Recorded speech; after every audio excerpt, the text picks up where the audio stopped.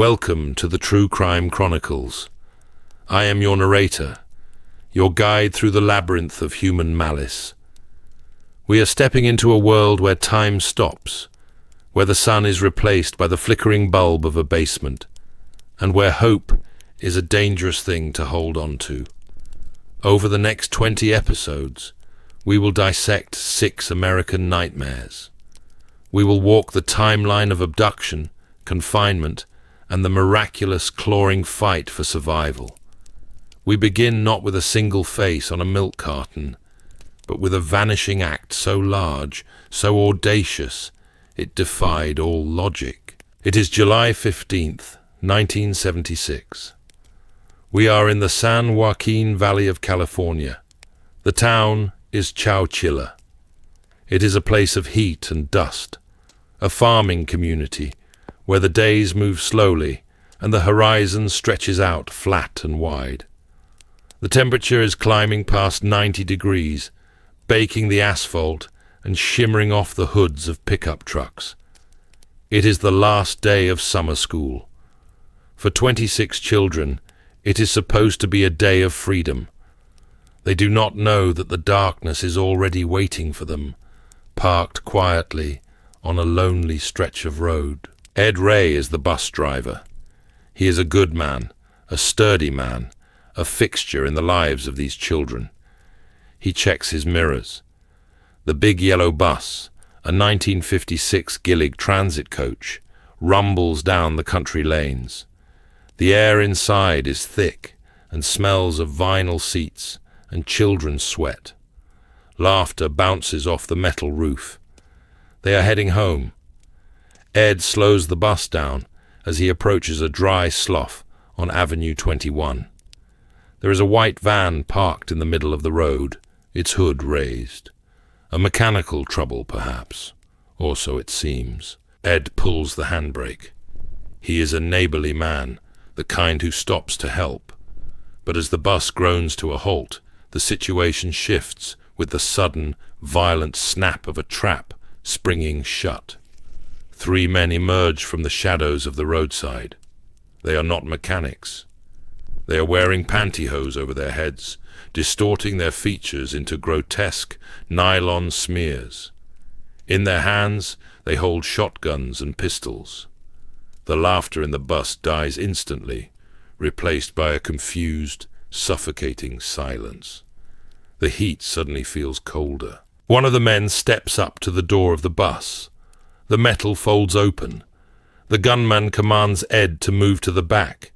The children, ranging in age from 5 to 14, are frozen. This is the era before school shootings were a daily headline. This kind of violence is alien, impossible. A second man takes the wheel. The bus lurches forward, but not toward home. It turns off the pavement and heads into the bamboo thickets of a dry canal. The suspension groans as the heavy vehicle bumps over the uneven earth, hidden from the main road by the tall vegetation. They stop again. A second van appears. This is a military operation executed on children. The kidnappers herd the terrified group out of the bus. The air is filled with the sound of sobbing and the harsh, whispered commands of the gunmen. They are forcing the children and Ed Ray into the back of 2 vans. These vans are modified for darkness. The windows are painted over. The interiors are reinforced. It is a tight, claustrophobic squeeze. Bodies press against bodies in the sweltering heat. The doors slam shut, sealing out the California sun. For 11 hours they drive. Inside the vans, time loses its meaning.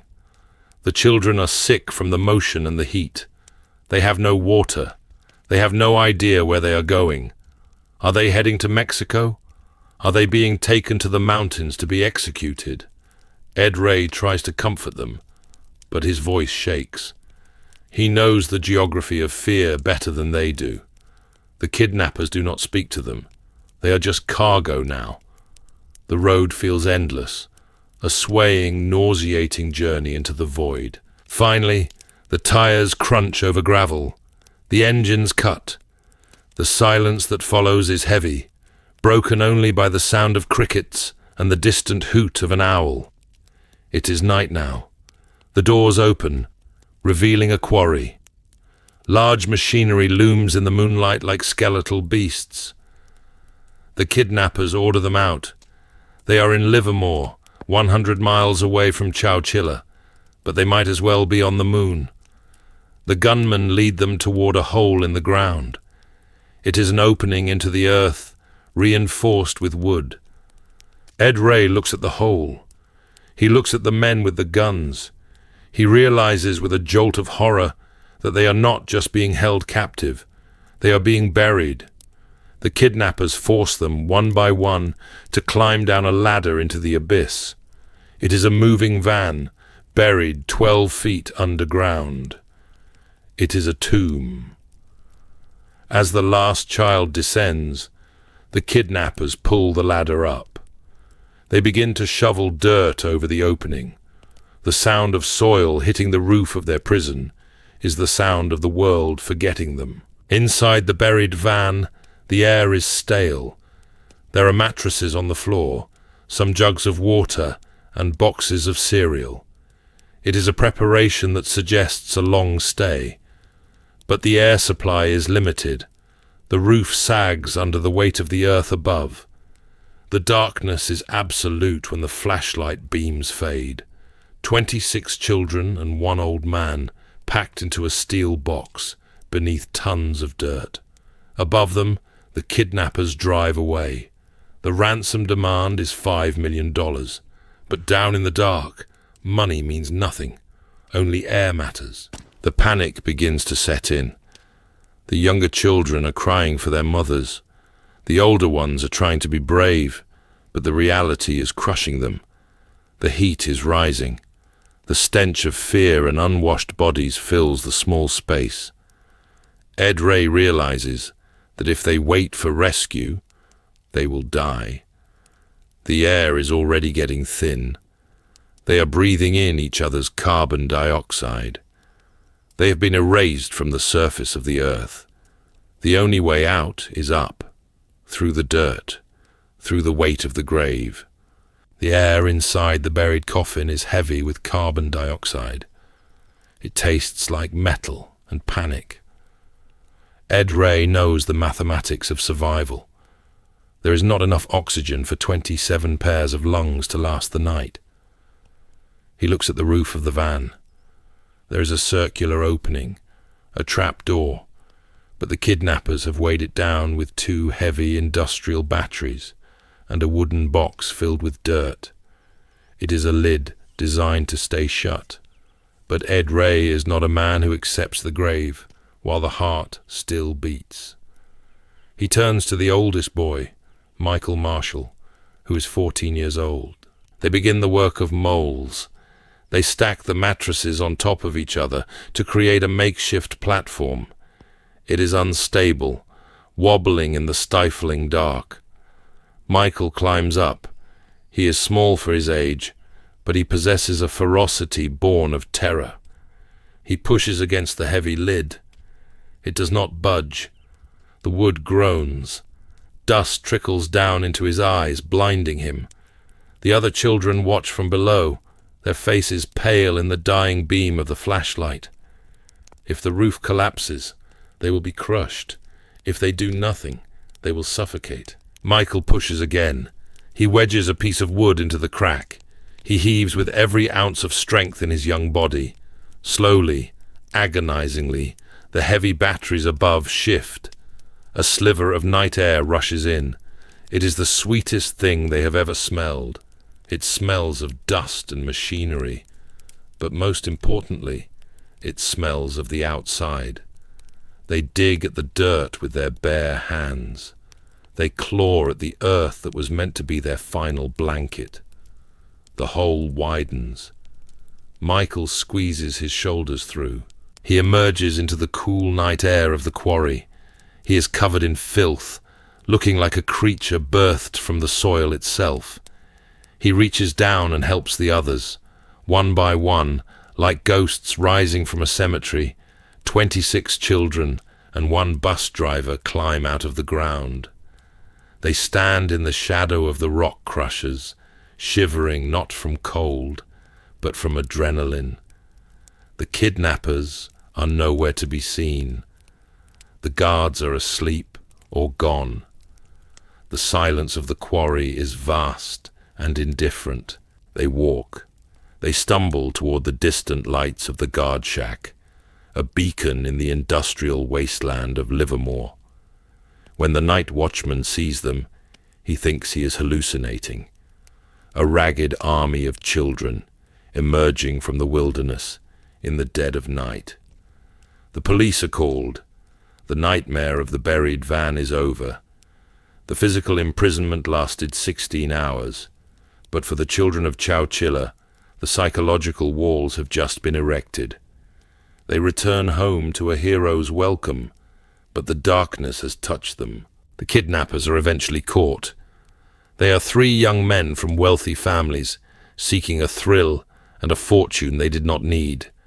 It is a crime of absurdity, a heist movie script gone wrong. The children of Chowchilla survived because they had each other. They had a leader. They had numbers. They were a pack, and the pack survived the predator. But what happens when the pack is gone? What happens when there is no bus driver, no friends, no collective strength to draw upon?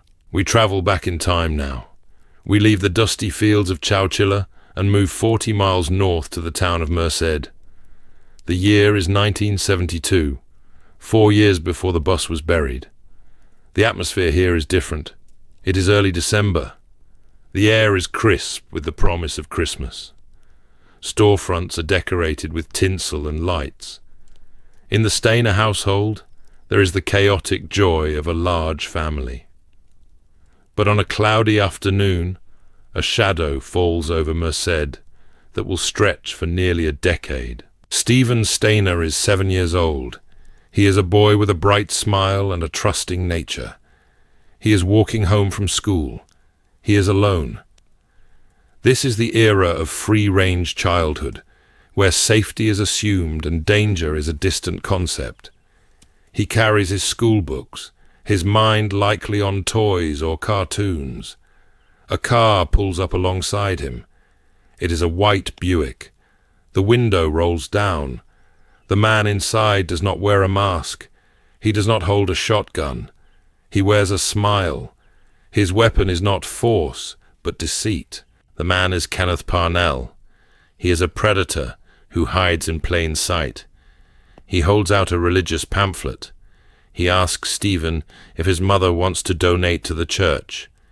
It is a question designed to disarm, to exploit a child's ingrained respect for authority and faith. Stephen, polite and helpful, hesitates. Parnell changes tactics. He says he needs help collecting donations. He offers a ride. It is a simple, terrifying slide from the safety of the sidewalk to the interior of the car. Stephen opens the door. The lock clicks down. The Buick pulls away from the curb. In that instant, Stephen Stainer ceases to be a boy walking home from school. He becomes a possession. Parnell tells him a lie that will become his cage. He says he has legal custody of Stephen. He says Stephen's parents do not want him anymore. It is a psychological brick wall, built instantly and reinforced daily. Chowchilla was a kidnapping for money. This is a kidnapping for ownership. The car drives out of Merced, fading into the vast anonymous grid of the California highways. The car stops, but the journey never ends. Stephen Stainer enters a house that is not a home. It is a stage set for a twisted fantasy. Kenneth Parnell strips the boy of his name. "Stephen is dead," he says. "You are Dennis now. Dennis Parnell. This is the first rule of the new world." The identity of the 7-year-old boy from Merced is folded up and tucked away, replaced by a fabrication. Parnell is not just a kidnapper. He is a master architect of reality. He tells the boy that his parents have given him away, that they do not love him, that they have signed papers transferring ownership like a used car. For a child, the authority of an adult is absolute. If a man says the sky is green, you look for the green. If a man says your mother stopped loving you, the heartbreak is so total, so devastating, that you believe it because the alternative, that you were stolen and they are grieving, is too painful to process. Stephen cries, of course. He cries until his throat is raw, but the tears hit a wall of cold indifference. Parnell threatens him. He says that if Stephen tries to run, if he tries to call home, something terrible will happen to his parents. The love Stephen has for them becomes the chain that binds him. Years begin to bleed into one another. The days turn into weeks, the weeks into months. They move around. The geography of California becomes a blur of cheap rental houses and dusty backyards. Cathy's Valley, Mendocino County, Ukiah. They hide in plain sight. This is the most chilling aspect of the Stainer case. Stephen is not kept in a dungeon. He is not locked in a box like the children of Chowchilla. He walks in the sunlight. He goes to school. He makes friends. Teachers look at him and see a quiet, somewhat sad boy named Dennis, never suspecting the screaming void beneath his silence. Imagine the psychological dissonance. You sit in a classroom, learning arithmetic and spelling, surrounded by other children who go home to mothers and fathers. You play in the schoolyard. You could scream. You could run to a police officer. But the mind trap is perfect. Parnell has convinced Stephen that the police are in on it. He has convinced him that there is no rescue coming. Learned helplessness sets in like a frost. Stephen becomes an actor in his own life, performing the role of the dutiful son to his abductor, protecting the secret to protect the family he thinks has abandoned him. By 1980, Stephen is no longer a small child. He is 14 years old. He has grown into a teenager, shoulders broadening, a shadow of a mustache appearing on his lip. The dynamic in the house shifts. Parnell is losing interest. A predator like Parnell feeds on innocence, on the pliability of youth.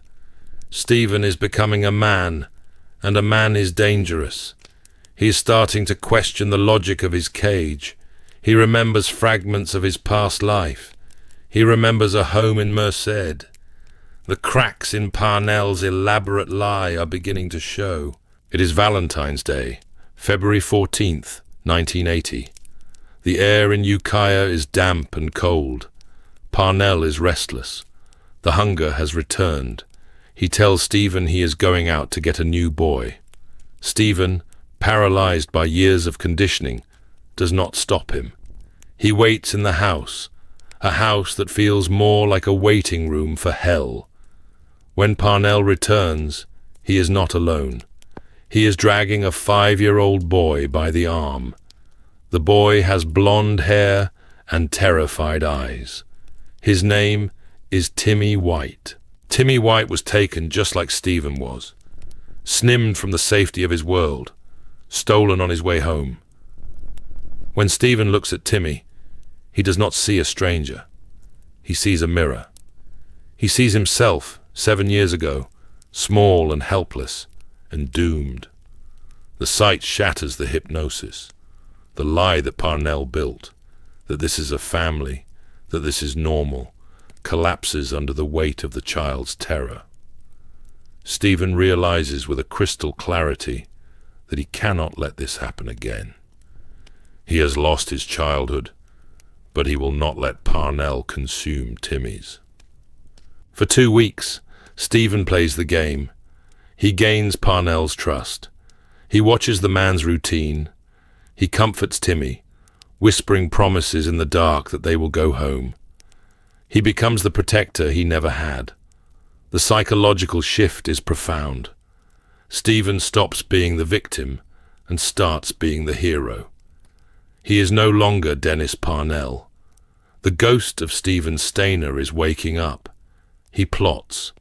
He waits for the moment when the predator is distracted, when the door is unlocked, and the night is dark enough to cover their escape. On March 1st, 1980, the opportunity arrives.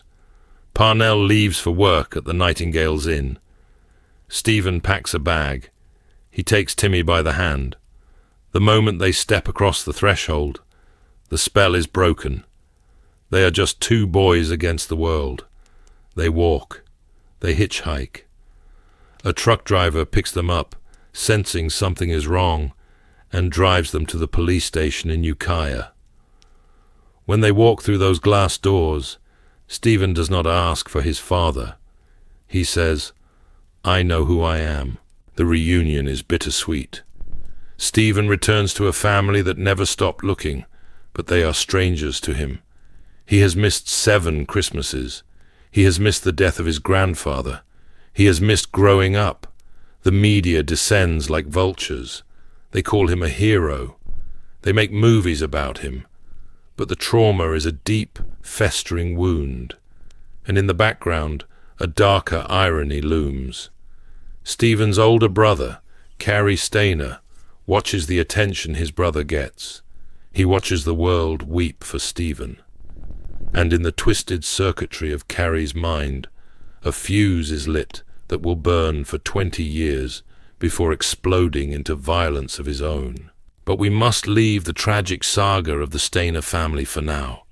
We leave the heartbreak of a lost childhood in California and travel forward in time.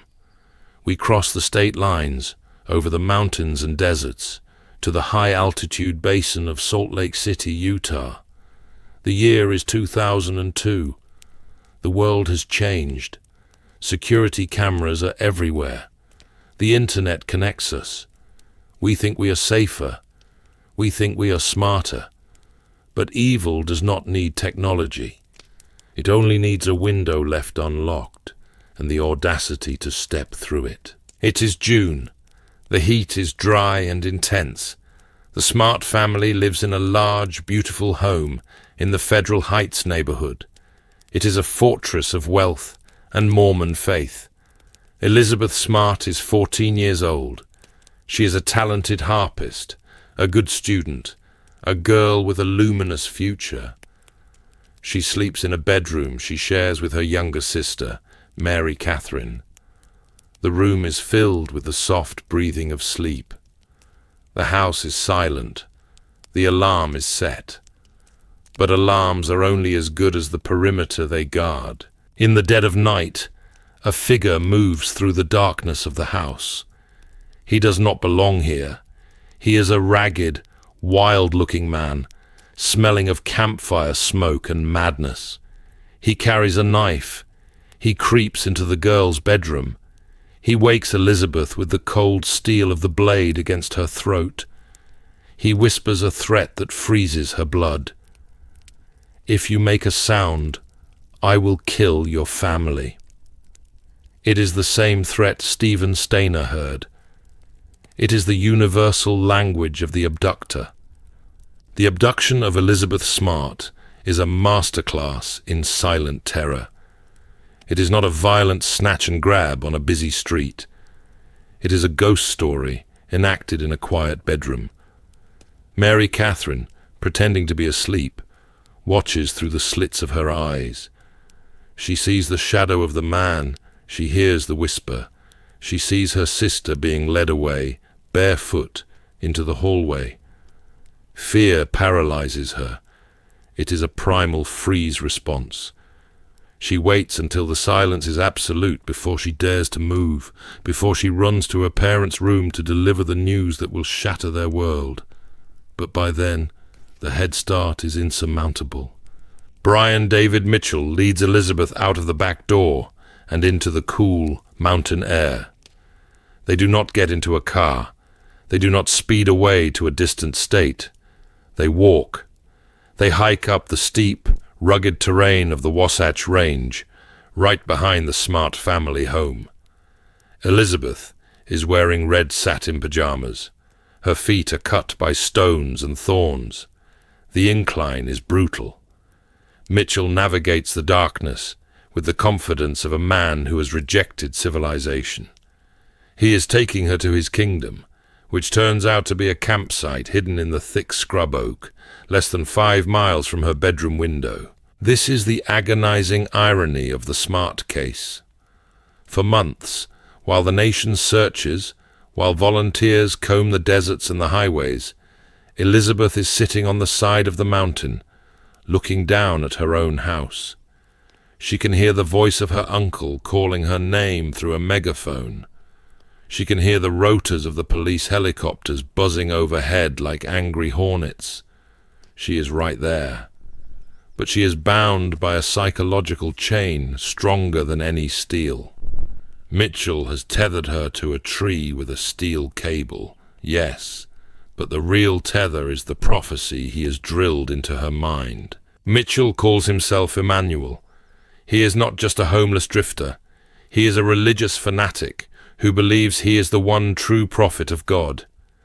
He has rewritten the scriptures to justify his lust. He tells Elizabeth that she is not a captive. She is a chosen one. He tells her that her old life is gone, burned away by divine decree. To resist him is to resist God. To try to escape is to bring down apocalyptic judgment upon her family. He uses her faith, the very foundation of her moral universe, as a weapon to enslave her. There is another figure in this nightmare, Wanda Barzee. She is Mitchell's wife, his accomplice, and his enforcer. One might expect a woman to have sympathy, to protect a child. But Barzee is fully indoctrinated into Mitchell's madness. She washes Elizabeth's feet in a twisted biblical ritual. She sews the robes that will hide Elizabeth's identity. She watches while Mitchell performs his marriage ceremony to the 14-year-old girl. Barzee represents the banality of evil, the quiet domestic support that allows the monster to function. Life in the camp is a study in degradation. Elizabeth is forced to drink alcohol to dull her senses. She is starved. She is stripped of her name. She is no longer Elizabeth. She is Augustine. The name is a seal over her past. Every time she answers to it, she loses a piece of herself. She is forced to wear a veil. The world is reduced to the patch of dirt beneath her feet and the droning voice of Mitchell preaching his insanity. They live like animals, scavenging for food, hiding in the brush, watching the lights of Salt Lake City twinkle below them like a forbidden galaxy. As winter approaches, the mountain becomes uninhabitable. The cold bites through the canvas tents. Mitchell decides to move. He does not sneak away in the dead of night. He takes his family on a bus. They travel to San Diego, California. It is a surreal migration. 3 figures in strange, flowing robes wandering through the modern world. People stare. They look at the strange man and the 2 women trailing behind him. But they do not see. They see eccentricity, not captivity. They see the homeless, the weird, the religious outliers. They avert their eyes. In California, the visibility of their captivity increases. They are seen in parks. They are seen in libraries. There is a moment, a heart-stopping moment, in a public library where a police officer approaches them. Mitchell does the talking. Elizabeth sits there, hidden behind her veil and sunglasses. She does not scream. She does not pass a note. The officer leaves. Why? Because the fear of the prophecy is absolute. She believes that Mitchell has the power to kill her family from afar. Silence is her only way to keep them safe. She is protecting them by staying a prisoner. The months in California are a blur of aimless wandering and squalor. But Mitchell is restless. His delusions require a stage. He decides to return to Utah. He believes he is destined to take over the Mormon Church, to reveal himself as the new leader. In March of 2003, 9 months after the abduction, they drift back to the suburbs of Salt Lake City. They are walking down a street in Sandy, Utah. It is broad daylight. People are driving by. And then a miracle happens. Not a divine intervention, but a human one. Two couples spot the trio. They recognize the strange man from America's Most Wanted. They recognize the robes. They call the police. The officers arrive and separate the group. They approach the girl in the wig and sunglasses. She denies who she is. She says her name is Augustine. She is terrified that this is a test, that Mitchell will punish her if she breaks character. The officers persist. They look into her eyes. "I think you are Elizabeth Smart," one says. The wall cracks. The tears come. The nightmare, which began in silence, ends with the whisper of her true name. But while Elizabeth Smart was found alive, her survival was an anomaly. Most long-term abductions do not end with a reunion. Most end in a shallow grave or a cold case file. We must now turn our gaze to a case where the deception lasted not 9 months, but 18 years. A case where the victim was not just hidden, but integrated into a backyard world so complete, so mundane, that police officers walked right past her and saw nothing. We are going to South Lake Tahoe. The year is 1991. The victim is Jaycee Dugard.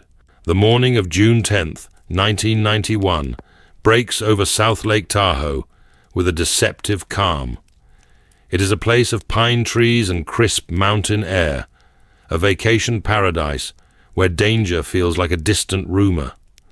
Jaycee Dugard is 11 years old. She is dressed in pink, a pink shirt, pink pants. It is a color of innocence, a bright spot against the gray asphalt of Washon Boulevard. She is walking to the school bus stop. The hill is steep. Her blonde hair catches the morning light. She's thinking about the end of the school year, about summer, about the simple, small things that make up a child's universe. A gray sedan creeps up the hill. It is a 1979 Mercury Monarch, a car that blends into the background of working-class America. But the movement is wrong. It is too slow. It is prowling. Inside, Philip Garrido sits at the wheel, his mind a cauldron of drug-induced psychosis and sexual depravity. Beside him sits Nancy Garrido, his wife. She is not a hostage. She is a hunter. She is the bait and the trap combined. As the car pulls alongside Jaycee, the window does not roll down for a conversation. The car stops with a sudden, aggressive jerk. What happens next takes only seconds, but it plays out in slow motion in the memory of the only witness.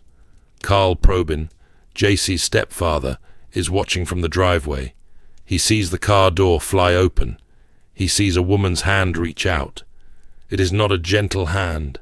It is a claw. Nancy grabs Jaycee.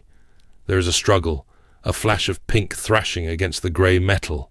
Jaycee screams, a sound that rips through the quiet morning. Then she is gone, pulled into the shadows of the back seat. The car screeches away, leaving a cloud of exhaust and a silence that is louder than the scream. Carl Probin reacts with the desperation of a man watching his life unravel. He jumps on a bicycle. It is a futile, heartbreaking gesture. A man on a bike chasing a car powered by a V8 engine. He pedals until his lungs burn, until his legs give out. He watches the grey sedan crest the hill and vanish.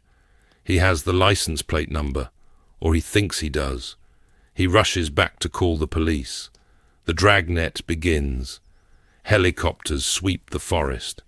Checkpoints are set up. But the grey car has slipped through the net. It is heading west, down out of the mountains toward the flat, hot delta of Antioch. Inside the car, the terror is absolute. Jaycee is pinned to the floorboard. Philip Garrido tells her he is going to knock her out. He produces a stun gun. The crackle of the electricity is the sound of a monster. He is not just kidnapping a child, he is subduing a biological specimen. Nancy drives. They travel 150 miles. The scenery changes from the majestic Sierra Nevada to the dry, brown grass of the Central Valley. They arrive at a house on Walnut Avenue in Antioch. It is a dilapidated, messy property, but it looks, to the outside world, like just another house in a run-down neighborhood. This is where the genius of Garrido's evil lies. He does not take her to a remote cabin or a basement. He takes her to his backyard. The property is a clutter of sheds, trees, and junk. In the back, hidden by fences and tarps, is a secret compound. It is a prison built of plywood and soundproofing foam. He drags Jaycee into a small shed. He handcuffs her. He tells her that if she makes a sound, he will use the stun gun again. The door closes. The darkness here is different from the darkness of the Chowchilla van. This is not a temporary holding cell. This is a new home. The first days are a blur of trauma. Jaycee is kept in the shed. She is terrified. She cries for her mother. Garrido enters the room not just as a captor, but as a preacher. He begins the process of brainwashing immediately. He tells her that he has been sent by God. He reads to her from the Bible, twisting the verses to justify his actions. He tells her that her old life is over, that she belongs to him and to the company of angels he speaks to. He is creating a universe where he is the sun and she is the planet that must orbit him to survive. Nancy Garrido plays the role of the twisted mother figure. She brings food, she brings clothes, but she also reinforces the rules. She tells Jaycee that she must listen to Philip. She normalizes the insanity. To an 11-year-old girl, the combined weight of two adults telling her the same lie is crushing. Jaycee begins to shrink. She stops screaming. She learns to read the moods of her captors. Survival becomes a game of invisibility. If she is quiet, if she's obedient, maybe she won't get hurt. Maybe she will get to eat. As the weeks turn into months, the search for Jaycee Dugard in South Lake Tahoe begins to fade. The posters peel in the sun. The tips stop coming in. Carl Probin becomes a suspect in the eyes of the public, a man haunted by the accusation that he didn't do enough, that he was involved. It is the secondary tragedy of abduction, the destruction of those left behind. Meanwhile, in the backyard in Antioch, life settles into a grotesque routine. Jaycee is allowed out of the shed, but only into the hidden courtyard. She is surrounded by neighbors, but she is on another planet. She can hear the sounds of the neighborhood, a dog barking, a lawnmower, children playing in the street. These are the sounds of freedom, separated from her by a 6-foot fence and a wall of fear. Garrido installs a system of bells and wires. If she moves, he knows. If she tries to climb, he knows. He tells her the police are working for him. He tells her the world has forgotten her. And as the seasons change, as 1991 becomes 1992, she begins to believe him. She is growing up in a secret garden of hell, and the roots are taking hold. Time is a fluid concept when you are buried alive in plain sight. In the backyard of the Garrido house, the years do not pass. They accumulate like layers of dust. Jaycee Dugard is no longer the 11-year-old girl in the pink butterfly shirt. She is growing. Her body is changing. And with these changes comes a new, terrifying reality. Philip Garrido is not just a captor. He is a father, but not in the way nature intended. At the age of 14, a time when most American girls are worrying about high school dances and algebra, Jaycee is pregnant. The birth happens in the backyard compound. There are no doctors. There are no sterile instruments. There is only the pain, the blood, and the voice of Nancy Garrido coaching her through the nightmare. A baby girl is born into the secret world. 4 years later, another daughter follows. Jaycee is now a mother of 2, yet she is still a child herself. She raises them in the shadow of the tents and the sheds. She teaches them to read. She teaches them to be quiet. To the girls, this is not a prison. This is the only world they have ever known. The man is daddy. The woman is a helper. The fence is the edge of the universe. The psychology of this arrangement is baffling to the outsider. Why didn't she run? The answer lies in the bond between a mother and her children. Garrido holds the ultimate leverage. If Jaycee tries to escape, she leaves her daughters behind with a monster. If she tries to take them, they might all die. So, she stays. She adapts. She even helps Garrido with his business. He runs a printing shop from the house. Jaycee answers the phone. She sends emails. She interacts with customers who have no idea that the polite young woman on the other end of the line is the ghost of the 1991 abduction. 18 years. It is a lifetime. Presidents change. The internet rises. The Twin Towers fall. And through it all, Jaycee remains in the backyard, hidden by a few feet of fence and a wall of lies. But arrogance is the downfall of every tyrant. In August of 2009, Philip Garrido decides to visit the University of California, Berkeley. He wants to hold a religious event. He brings his 2 daughters with him. They are now teenagers, dressed in strange, modest clothing, looking out of place in the modern, bustling campus. Officer Ali Jacobs sees them. She is a campus police officer, trained to notice the unusual. Something about the trio sets off an alarm in her gut. The man is erratic. The girls are too quiet, too robotic. She runs a background check on Garrido. She sees his history as a sex offender. She sees that he is on parole. She calls his parole officer. This single act of curiosity, this refusal to look away, pulls the thread that unravels the entire tapestry of horror. Garrido is ordered to report to the parole office. He brings Nancy, the girls, and a woman he calls Alyssa. At the parole office, the agents separate them. They question the girls. They question Alyssa. The story begins to crumble. The dates don't match. The identities are thin. Finally, under the pressure of the questioning, Alyssa looks at the officer. She takes a breath that has been held for 18 years. "I am Jaycee Lee Dugard," she says. The words are heavy. They carry the weight of a stolen youth, of 1,000 silent screams.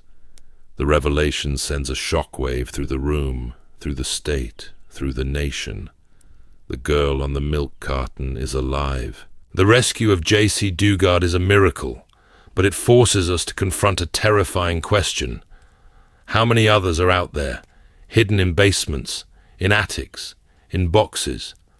How many monsters are living among us, disguised as neighbors? Jaycee had the backyard. She had the sun, however filtered. She had her children. But our next case descends into a darkness so absolute, so confined, that it defies the very definition of living. We are leaving the chaotic clutter of the Garrido compound and traveling north to the quiet forests of Oregon. The year is 1977. Imagine a box, not a metaphorical box, but a literal one, constructed of wood, measuring barely enough to contain a human body. It is the size of a coffin. Now imagine living in it, not for a day, not for a week, but for 7 years. This is the reality of Colleen Stan. She is 20 years old. She is a hitchhiker. In the 70s, hitchhiking is a rite of passage. a symbol of freedom and the open road. Colleen is on her way to a birthday party. She sticks out her thumb on Interstate 5, the artery that connects the West Coast. A blue Dodge Colt pulls over. It looks safe. It looks like a family car. Inside is a young couple, Cameron and Janice Hooker. They have a baby. A baby is the ultimate prop of innocence. Who would suspect a couple with an infant? Colleen gets in. The car smells of baby powder and pine air freshener. They chat. They seem nice, but as they drive, the atmosphere shifts. Cameron takes a detour. He says he wants to show them a scenic route. The car climbs into the isolated logging roads. The trees close in, blocking out the sun. Suddenly the car stops. The mask drops. Cameron produces a knife. He produces a wooden box, a head box, designed to isolate the senses. He places it over Colleen's head. The world goes black. The sound of her own breathing is the only thing she can hear. They drive her to their home in Red Bluff, California. They bring her into the house, down into the basement. And there, beneath the waterbed, is the box. It is a custom-made prison. It is soundproof. It is airtight, save for small ventilation holes. Cameron Hooker is not just a kidnapper. He is a sadist who wants a slave. He forces Colleen to sign a contract. It is a document of madness, written in pseudo-legal language, outlining her duties as a slave. He tells her about the company, a shadowy organization that enforces these contracts. He tells her that if she disobeys, the company will find her family and torture them. It is the same psychological cage we saw with Stephen Stainer and Elizabeth Smart, but reinforced with a physical torture device. Colleen spends 23 hours a day in the box. Her muscles atrophy. Her mind floats in a sensory deprivation tank of horror. When she is let out, it is only to serve the couple, to clean, to be abused. She is allowed to write letters to her family, dictated by Cameron, telling them she is happy, that she has found a new life. The deception is perfect. Her parents receive these letters, and they hope. They do not know that their daughter is lying in a wooden coffin beneath a waterbed, listening to the muffled sounds of a couple sleeping above her. But the most chilling aspect of the Colleen Stan case is not the box itself. It is the normalization of the horror. Over time, Colleen is allowed more freedom. She gets a job, she goes jogging, she visits her family, but she never runs. Why? Because the box is no longer just made of wood. It is built into her mind. She believes in the company. She believes that her obedience is the only thing keeping her loved ones alive. She is a prisoner who holds her own key, but refuses to turn it. The box is a universe of one. In the pitch blackness beneath the waterbed, the concept of self begins to dissolve. Colleen Stan learns the rhythm of silence. She learns to sleep in short, terrified bursts. She learns to suppress her natural bodily functions until she is granted permission. It is a dehumanization so complete that it reverts the mind to a primal state. The contract she signed hangs over her like a guillotine. Every time she thinks of rebellion, the image of her family being tortured by the fictional company flashes in her mind. It is a perfect prison, constructed not of bars, but of love and terror twisted together. Cameron Hooker is a craftsman of cruelty. He treats Colleen not as a human, but as a possession to be modified. He builds contraptions, racks and pulleys, to suspend her, to stretch her. He documents his atrocities with a camera.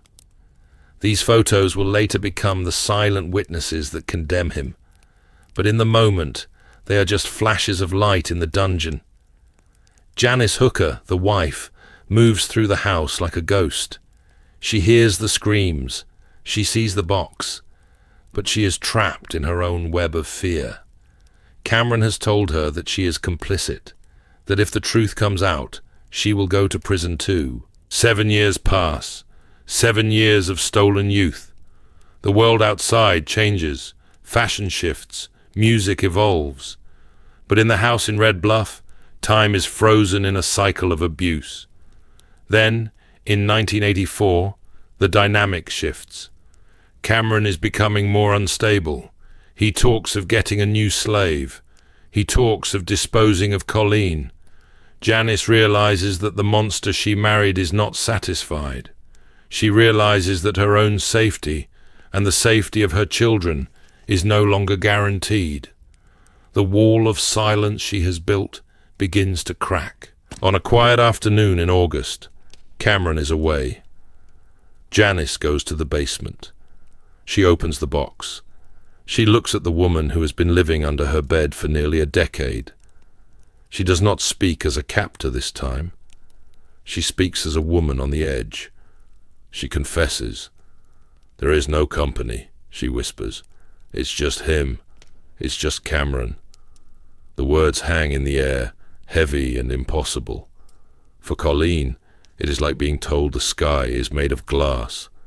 The entire structure of her fear, the international organization, the hitmen, the surveillance, dissolves in an instant. If there is no company, there is no threat to her family. If there is no company, Cameron is just a man, a dangerous man, yes, but mortal. The spell breaks. Janice puts Colleen in her car. They do not speed away in a dramatic chase. They drive to a bus station in town. Janice gives her a phone number. "Call your parents," she says. Colleen stands on the pavement, blinking in the sunlight. She holds the coin for the payphone. The voice of her father on the other end of the line is the sound of resurrection. "I'm coming home," she says. The trial of Cameron Hooker is a spectacle of the grotesque. He tries to argue that the slavery was consensual, a lifestyle choice, a game that Colleen agreed to play. His defense lawyers try to paint the victim as a willing participant because she didn't run when she had the chance. They underestimate the power of psychological conditioning.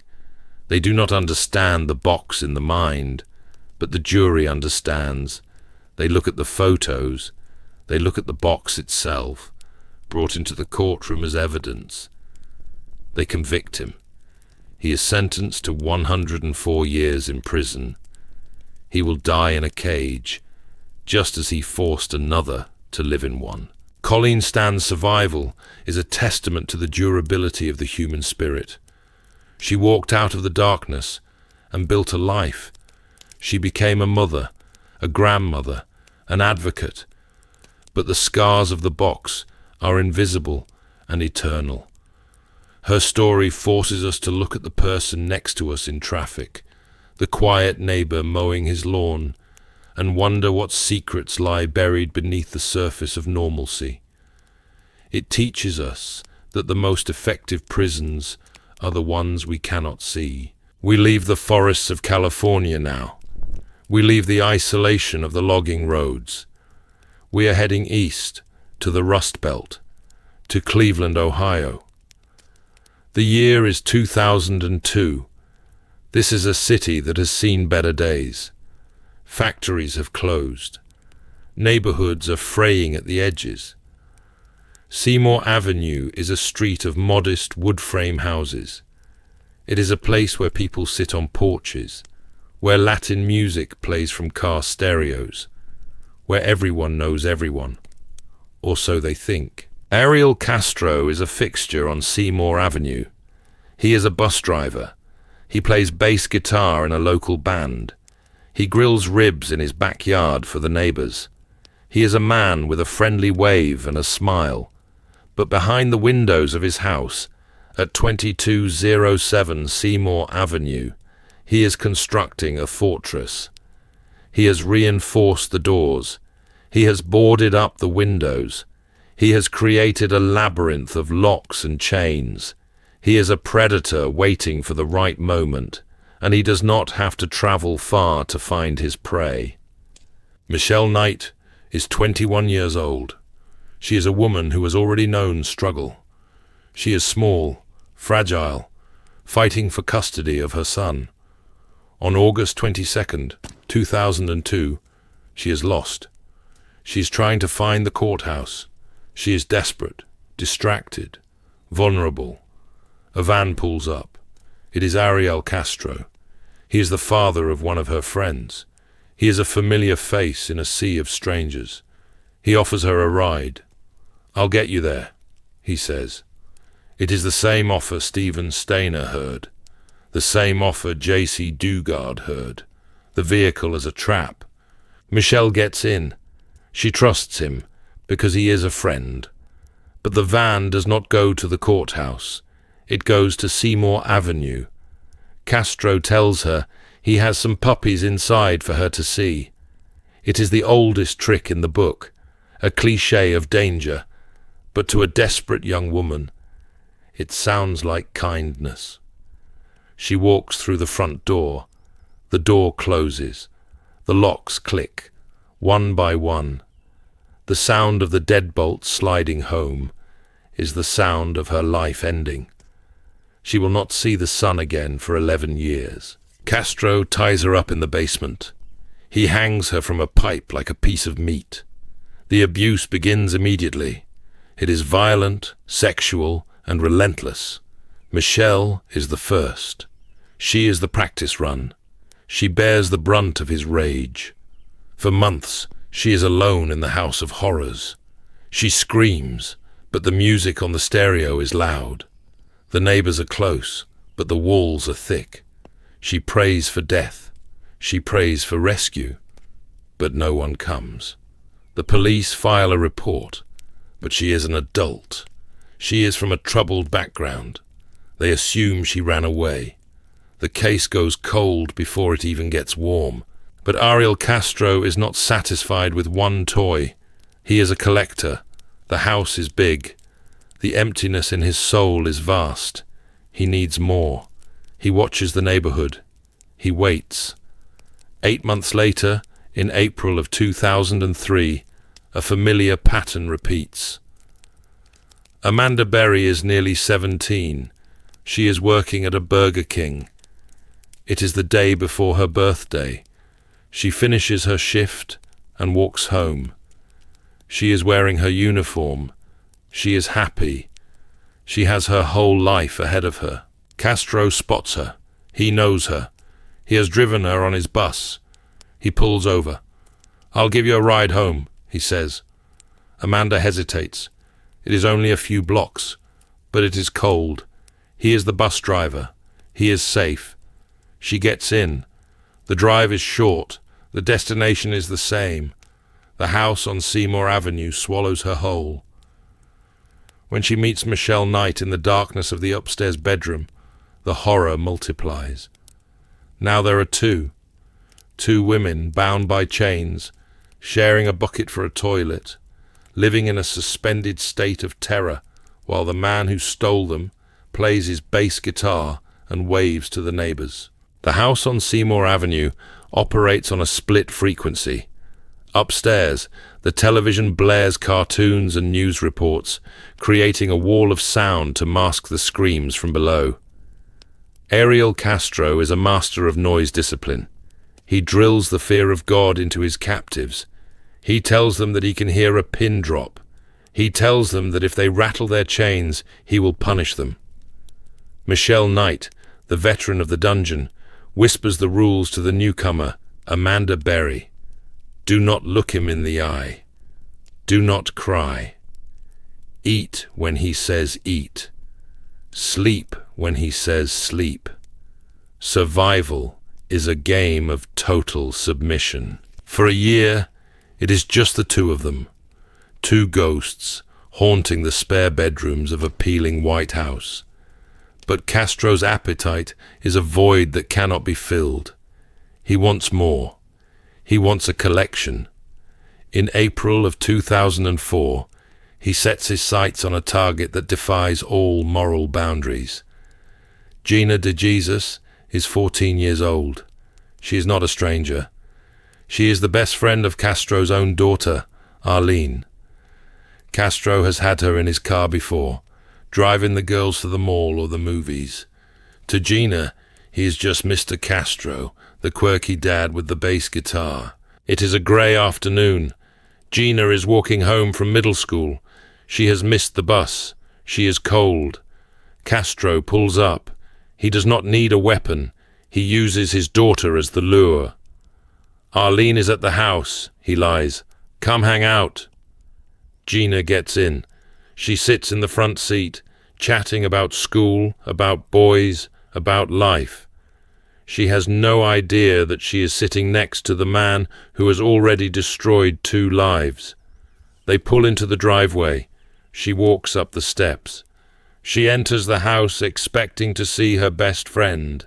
Instead, she walks into the abyss. When the door locks behind Gina DeJesus, the dynamic in the house shifts tectonically. Now there are 3. Michelle, Amanda, and Gina. 3 young women, bound by chains and trauma, crammed into the stifling, boarded-up rooms of the 2nd floor. Castro plays them against each other. He creates a twisted hierarchy. Who is the favorite today? Who gets the better food? Who gets to shower? It is a psychological war designed to prevent them from uniting. If they hate each other, they cannot rise up against him. But outside the walls, Castro is performing the role of the grieving neighbor. This is the part of the story that chills the blood. He attends the vigils for the missing girls. He hands out flyers with their faces on them. He hugs Gina's mother, Nancy, and tells her not to give up hope. He plays music at a fundraiser for the search efforts. He is looking the parents in the eye, watching them weep for the daughters he has locked in his basement. It is a level of sadism that goes beyond madness. It is a calculated, cold-blooded mockery of human suffering. Inside the house, time is marked by abuse and pregnancy. Michelle Knight bears the brunt of Castro's physical brutality. She becomes pregnant multiple times. But Castro does not want her children. He starves her. He beats her stomach with a dumbbell. He throws her down the stairs. He forces miscarriages upon her with the violence of a butcher. Michelle endures this 5 times. 5 lives extinguished before they could begin. She is the scapegoat, the punching bag, the vessel for his darkest rage. But when Amanda Berry becomes pregnant in 2006, the script changes. Castro decides he wants this baby. He forces Michelle to act as the midwife. It is Christmas Day. The irony is grotesque. In a plastic kiddie pool in a filthy bedroom, under the glare of a flashlight, Amanda goes into labor. The baby is breached. She is turning blue. Castro threatens Michelle. If that baby dies, I will kill you. With her bare hands, terrified and trembling, Michelle breathes life into the infant. A girl is born. Her name is Jocelyn. Jocelyn becomes the anomaly in the prison. She is the child of the captor and the captive. She is allowed to go into the backyard. She calls Castro Daddy. She grows up believing that living behind boarded windows is normal, that everyone has aunts locked in the other rooms. She is the only source of light in the house. She brings drawings to Michelle and Gina. She learns her colors and numbers. But she is also a leverage point. Castro uses her to keep Amanda in line. Do you want to see your daughter again? Is the question that silences every thought of escape. Years drift by. The police drive down Seymour Avenue on patrol, never stopping. The neighbors hear pounding on the walls, but they turn up their TVs. They see a naked woman in the window for a split second, but they think their eyes are playing tricks on them. The normalization of the abnormal is complete. The house is a black hole. It sits in the middle of a city, invisible to everyone. But in May of 2013, the perfect system begins to fray. Castro is getting careless. He is getting comfortable. On May 6th, 2013, Ariel Castro leaves the house to go to McDonald's. He forgets something. Or perhaps, subconsciously, he wants it to end. He leaves the inner door unlocked. The big, heavy outer storm door is bolted, but the internal cage is open. Amanda Berry is downstairs. She sees the gap. She feels the air. Her heart hammers against her ribs like a trapped bird. She calls out to her 6-year-old daughter, "Jocelyn, stay here." She runs to the front door. It is locked, but it is a screen door. The bottom panel is loose. Amanda screams. It is not a whimper. It is a scream that has been building for 10 years. "Help me! I've been kidnapped. I've been here for 10 years. A neighbor, Charles Ramsey, is eating a burger on his porch. He hears the screaming. He sees a white hand clawing through the screen door. He runs over. He thinks it is a domestic dispute. "Open the door," he yells. "I can't," she screams back. "It's locked." Ramsey kicks the bottom of the door. The aluminum gives way. Amanda Berry crawls out through the hole. She is wearing pajama pants and old sneakers. She drags Jocelyn out behind her. She stands up on the porch, her legs shaking so hard she can barely stand. She is free. But she does not run down the street. She runs to the neighbor's house and asks for a phone. Her hands are trembling so violently she can barely dial 911. The operator answers. Amanda takes a breath of free air, the first in a decade. "I'm Amanda Berry," she says. "I've been kidnapped, and I've been missing for 10 years. And I'm here. I'm free now." When the police arrive, they are skeptical. They think it is a hoax, until they see her face. They kick down the door of 2207 Seymour Avenue. They find Michelle Knight and Gina DeJesus cowering in the darkness upstairs, terrified that Castro has returned. "You are safe," the officer says. "We are the police." Michelle Knight looks at him, her body broken, but her spirit intact. She throws her arms around his neck. "You saved us," she whispers. The house of horrors is empty. The monster is in chains, and 3 women walk out into the Cleveland sunlight, reclaiming the lives that were stolen from them. This concludes our journey through the darkness of abduction, from the buried van in Chowchilla to the backyard of Antioch, from the box in Oregon to the house in Cleveland. We have witnessed the worst of humanity, but also the most resilient. These survivors did not just endure, they fought the war of the mind and won. But as we close the file on kidnapping, we must prepare for a different kind of horror. A horror that does not hide in basements, but walks openly in the sun. A horror that wears a mask of sanity. We are entering a new phase of our chronicle. The survival instinct is strong, but what happens when the predator is not looking for a captive, but a trophy? What happens when the goal is not possession, but extinction? We are about to step into the mind of the serial killer. The transition is sharp. The temperature drops. We are leaving the static confinement of the cell and entering the chaotic, blood-soaked landscape of the hunt. We leave the boarded-up windows of Cleveland. We leave the modern era of DNA, testing, and 24-hour news cycles. We are traveling back in time. We are going to the source of the American nightmare. We are going to Los Angeles. The year is 1947. This is the era of post-war optimism, of neon lights reflecting on wet pavement, of men in fedoras and women in tailored suits. But beneath the glamour of Tinseltown lies a rotting core of corruption and violence. This is the world of Noir. and we are about to open the file on the most infamous unsolved murder in California history. It is the morning of January 15th, 1947.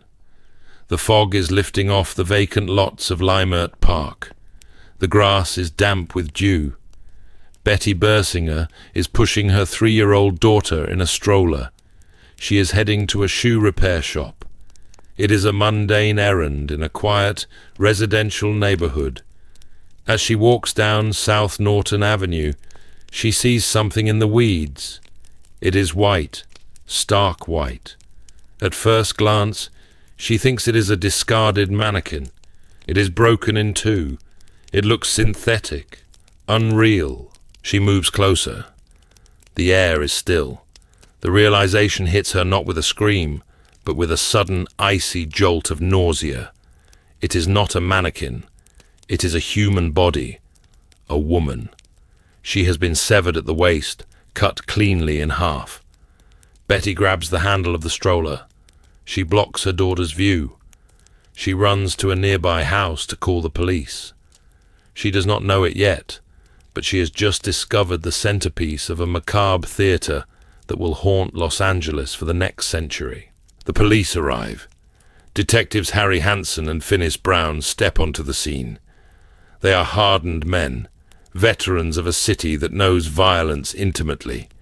But this is different. This is not a crime of passion. This is not a robbery gone wrong. This is a message. The body is posed. The legs are spread. The arms are raised above the head. And most chilling of all, the body has been drained of blood. There is no gore on the grass. The victim was killed somewhere else, scrubbed clean, and displayed here like a piece of grotesque art. The detectives look at the face. It is a ruin of beauty. The killer has taken a knife and carved a smile from the corners of her mouth to her ears. It is the Glasgow smile, a permanent, ghastly grin that mocks the very concept of happiness. The injuries are severe. There are ligature marks on her wrists and ankles. She was bound. She was tortured. The precision of the bisection suggests someone with medical knowledge, or perhaps a butcher's skill. The cut is between the second and third lumbar vertebrae. It is clean. Identification is swift. The LAPD sends fingerprints to the FBI in Washington via the new sound photo technology, a precursor to the fax machine. The answer comes back within hours. The victim is Elizabeth Short, 22 years old, a drifter, a dreamer, a girl from Massachusetts who came to California with stars in her eyes and holes in her shoes. She wanted to be an actress. She wanted to be famous. In death, she would achieve a fame darker and more durable than any movie star. The press descends like a pack of wolves. The Hearst newspapers, known for their sensationalism, do not just report the crime. They manufacture it. They nickname her the Black Dahlia, allegedly because of her dark hair and the sheer black clothing she favored, a nod to the movie The Blue Dahlia out at the time. The name sticks. It turns a victim into a character. It turns a tragedy into a franchise. Reporters trample the crime scene. They answer the phones at the police station, pretending to be officers to get scoops from witnesses. It is a circus of exploitation. We must understand Elizabeth Short not as a corpse, but as a woman. She was a tragic figure long before she met her killer. She lived in the gray zones of Los Angeles. She slept in hotels, in movie theater lounges, in the apartments of men she barely knew. She was always moving, always looking for stability, but never finding it. She was the archetype of the lost girl in Hollywood. She frequented the Biltmore Hotel, a place of velvet drapes and cigar smoke. It was the last place she was seen alive. The timeline of her final days is a black hole. From January 9th to January 15th, Elizabeth Short vanished from the face of the earth. This is the missing week. Where was she? Who was she with? The police interview hundreds of men, soldiers, sailors, businessmen. Elizabeth was known to tease, to flirt, to survive on the kindness of strangers. Did she flirt with the wrong man? Did she get into a car with a charming doctor, a smooth-talking salesman, a quiet drifter? The investigation becomes a labyrinth. Over 50 people confess to the murder in the first few weeks. They are the lonely, the mentally ill, the fame-seekers. The police have to weed through the lies to find the needle of truth. They look at a man named Robert Red Manley, the last person confirmed to see her. He passed a polygraph. He is cleared. They look at Mark Hansen, a nightclub owner. They look at George Hodel, a doctor with a dark reputation. The list of suspects is a who's who of the Los Angeles underworld. Then the killer reaches out. A package arrives at the Los Angeles Examiner. It smells of gasoline, used to wipe away fingerprints. Inside are Elizabeth Short's personal effects, her birth certificate, business cards, photographs, and an address book with the name Mark Hansen on the cover. A note is included, pasted together with letters cut from magazines. It reads, "Here is Dahlia's belongings. Letter to follow." The killer is playing a game. He is watching the headlines. He is taunting the police. The address book is a goldmine, but it is also a dead end. Several pages have been torn out. The killer has removed the most incriminating contacts. The police track down every name remaining in the book. Thousands of interviews. No solid leads. The city is in a panic. Women lock their doors. The image of the Black Dahlia's smile is burned into the collective consciousness. Los Angeles, the city of sunshine, has revealed its shadow self. As the weeks turn into months, the trail goes cold. The case becomes a battleground for egos. The LAPD fights with the sheriff's department. Evidence goes missing. Corruption is whispered about. Was the killer protected?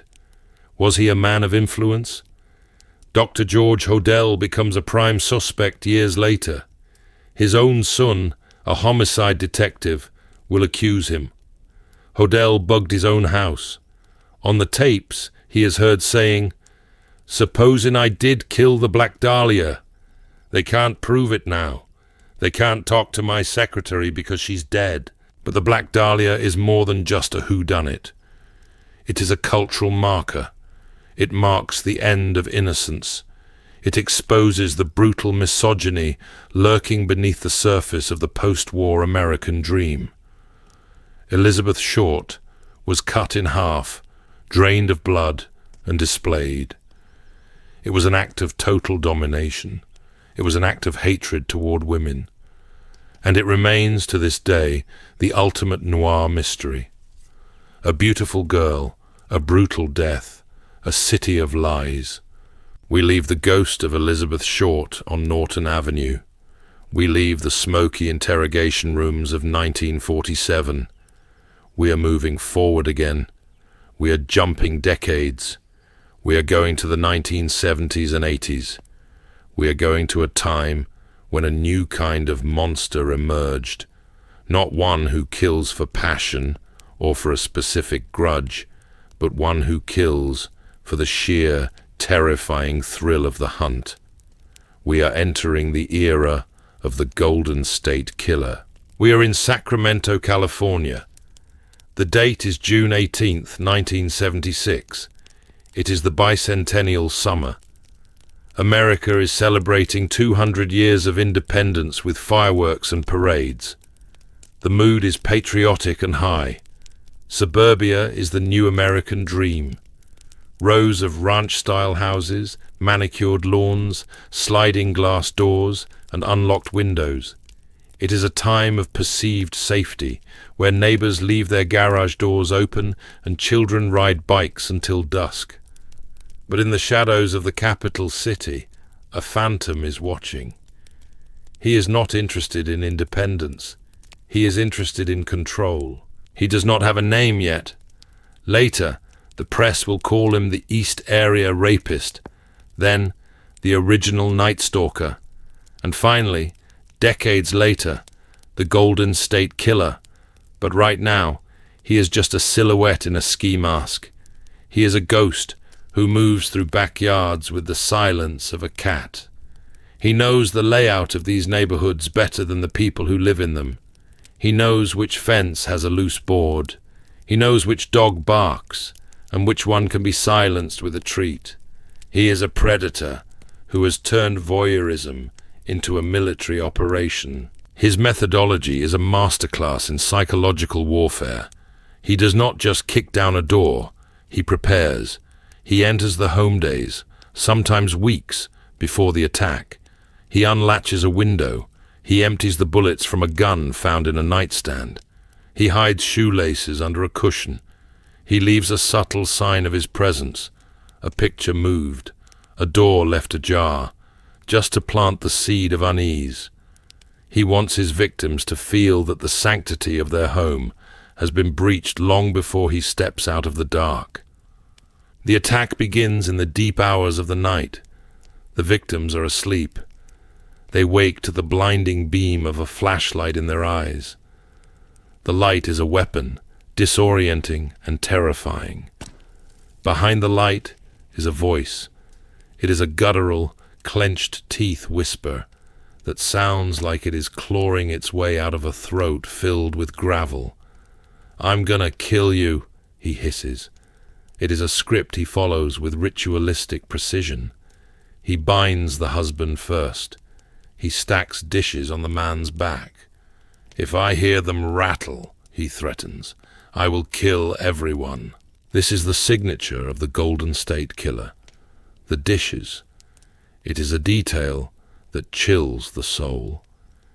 He turns the husband into a living alarm system, forcing him to lie perfectly still while his wife is assaulted in the next room. The psychological torture is as acute as the physical violation. The husband is helpless, listening, praying, terrified that a muscle spasm will sentence his family to death. The killer eats their food. He drinks their beer. He lingers. He takes souvenirs, a ring, a photo, a single earring. He is not in a rush. He owns the night. Panic sweeps through Sacramento. Gun sales skyrocket. Locksmiths are booked for weeks. People sleep with baseball bats and loaded revolvers. But the East Area Rapist is always one step ahead. He listens to the police scanners. He knows their protocols. Why? Because he is one of them. Joseph James D'Angelo is a police officer in the nearby town of Auburn. He wears a badge by day and a ski mask by night. He patrols the streets he terrorizes. He sits in briefings, listening to detectives discuss the very crimes he committed hours before. It is the ultimate camouflage. The attacks continue with a relentless metronomic rhythm. June, July, August, September. He hits single women. He hits couples. He is escalating. The violence is becoming more intense. The taunts are becoming more brazen. He calls his victims on the phone. "Gonna kill you," he whispers into the receiver, followed by heavy breathing. He calls the police station. "I'm the East Area Rapist," he says, "and I've got my next victim already stalked." He is playing God with an entire city. Then, the inevitable happens. The rapist becomes a murderer. It is February 2nd, 1978. Brian and Katie Maggiore are walking their dog in Rancho Cordova. It is a cool evening. They stumble upon something they are not supposed to see. Perhaps the killer is prowling. Perhaps he is putting on his mask. A confrontation ensues. Gunshots shatter the suburban silence. Brian and Katie fall. The East Area Rapist has crossed a threshold. He has tasted blood, and the taste does not repel him. It emboldens him. The police are desperate. They hold town hall meetings. At one meeting, a man stands up and shouts, I would not let this happen to my wife. I would fight. The room erupts in agreement. 2 months later, the killer attacks that very man and his wife. He binds them. He terrorizes them. He proves a terrifying point. Bravado means nothing when you wake up to a gun in your face. He is mocking the community. He is showing them that their masculinity, their guns, their locks, none of it matters. He is the boogeyman, and he is real. But as the heat in Sacramento becomes too intense, the ghost vanishes. The attacks stop. The city holds its breath, waiting for the next shoe to drop. But the shoe does not drop in Northern California. The killer migrates. He moves south. He sheds the skin of the East Area rapist and becomes the original Night Stalker. He trades the sexual assaults of Sacramento for the bludgeoning murders of Santa Barbara and Orange County. The location changes, but the darkness remains the same. In Goleta, in Ventura, in Dana Point, couples are found dead in their beds. They are bludgeoned with logwood or shot. The bindings are the same, the shoelaces, the knots, the ransacking. But there is a crucial difference. He is no longer leaving witnesses. He is wiping the slate clean every time. The detectives in the South do not immediately connect these murders to the rapes in the North. The jurisdictions do not talk. The files are not shared. The killer exploits the fragmented nature of law enforcement, just as he exploits the gaps in a backyard fence. For years, he operates with impunity. He kills a couple in 1979, another in 80, another in 81, and then, in 1986, he kills Janelle Cruz in Irvine. She is 18 years old. It is a brutal, savage slaying. And then, silence. The killing stops. The phone calls stop. The Golden State Killer, the man who terrorized California for a decade, simply retires. He goes back to being Joe. He mows his lawn. He roasts chickens. He raises a family. He grows old. This is the most terrifying part of the D'Angelo case, the normalcy. How does a man bludgeon 2 people to death and then go to work on Monday morning? How does he compartment the monster? For 40 years, the case goes cold. The files gather dust. The survivors grow old, haunted by the voice in the dark. The detectives retire, dying with the bitterness of an unsolved puzzle. But science is catching up. Technology is evolving. The killer thinks he has won. He thinks he has outrun the past. But he has left something behind. Something smaller than a drop of blood. DNA. It is the silent witness that never forgets. In the 70s, it was science fiction. In the 2000s, it is a dragnet. But the killer's DNA is not in the criminal database. He has never been arrested for a felony. He is a ghost in the system. Investigators hit a wall. Until someone has a radical idea, they do not look for the killer. They look for his family. They use a genealogy website, a place where people look for long-lost cousins and build family trees. They upload the killer's genetic profile. It is a long shot, a needle in a digital haystack. But the algorithm churns. It finds a match, a distant cousin, a third cousin. The investigators build a tree. They work backward. They prune the branches. They look for a man of the right age, with the right history, who lived in the right places. The list narrows, from thousands to hundreds, from hundreds to 10, from 10 to 1. Joseph James D'Angelo, 72 years old, living in Citrus Heights, a suburb of Sacramento. April 24th, 2018. The sun is shining. D'Angelo is standing in his driveway. He is an old man now, frail, with a potbelly. He looks like a grandfather. He is a grandfather. He is unaware that the unmarked cars are closing in. He is unaware that the sky is about to fall. The officers move in. They do not give him a chance to run. They do not give him a chance to reach for a gun. FBI, they shout. D'Angelo looks up, confused, or perhaps resigned. The mask is finally ripped away. The capture of the Golden State Killer is a triumph of persistence and science, but it opens a door to a new kind of storytelling. We have seen the kidnapper, we have seen the serial predator, but what about the killer who does not hide in the shadows? What about the killer who stands in the spotlight, who invites the world to watch, who turns murder into a media spectacle? We are about to shift gears again. We are leaving the silent suburbs of California. We are heading to the chaotic, neon-drenched streets of the 1960s. We are going to meet the man who tried to start a race war with a guitar and a knife. We are entering the mind of Charles Manson. The summer of 1969 in Los Angeles is not like the summers before it. The air is thick with smog and the scent of dying jasmine.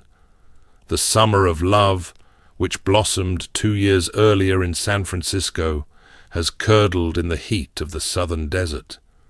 The flower children have grown hard. The drugs have changed from expanding consciousness to obliterating it. In the canyons above the city, specifically in the dusty, dilapidated ruins of the Spahn movie ranch, a new kind of family has formed. They are the dropouts, the runaways, the lost girls with daddy issues and empty eyes. And at their center sits a man who is 5 feet 2 inches of pure concentrated resentment. Charles Manson is a petty criminal, a failed musician, and a charismatic prophet of doom. He sits on a rock in the Santa Susana Mountains, strumming a guitar, preaching a gospel of race war and apocalypse. He calls it Helter Skelter, a term he stole from a Beatles song and twisted into a manifesto of murder. He tells his followers that the black population will rise up and slaughter the white establishment, but they will need leaders. They will need the family. To kickstart this war, Manson decides that he must show the world what violence truly looks like. He must shock the establishment so deeply that the fabric of society tears apart. It is the night of August 8th, 1969. The moon is a sliver in the sky. Manson calls upon his most loyal soldiers. Charles Tex Watson, a former high school athlete turned acid casualty. Susan Atkins, a dark-haired woman with a laugh that could chill bone. Patricia Krenwinkel, a quiet girl who found a voice in violence. And Linda Kasabian, the driver, the witness, the one with a flicker of conscience still burning. Manson gives them their orders. They are to go to a house on Cielo Drive. It is a house of wealth, of celebrity, of everything Manson hates, because it rejected him. Totally destroy everyone in it, he says, as gruesome as you can. The car, a yellow Ford, winds its way up the narrow, twisting roads of Benedict Canyon. The city lights twinkle below, a carpet of diamonds that the family intends to stain with blood. Inside the house, at 150 Cielo Drive, the evening is winding down.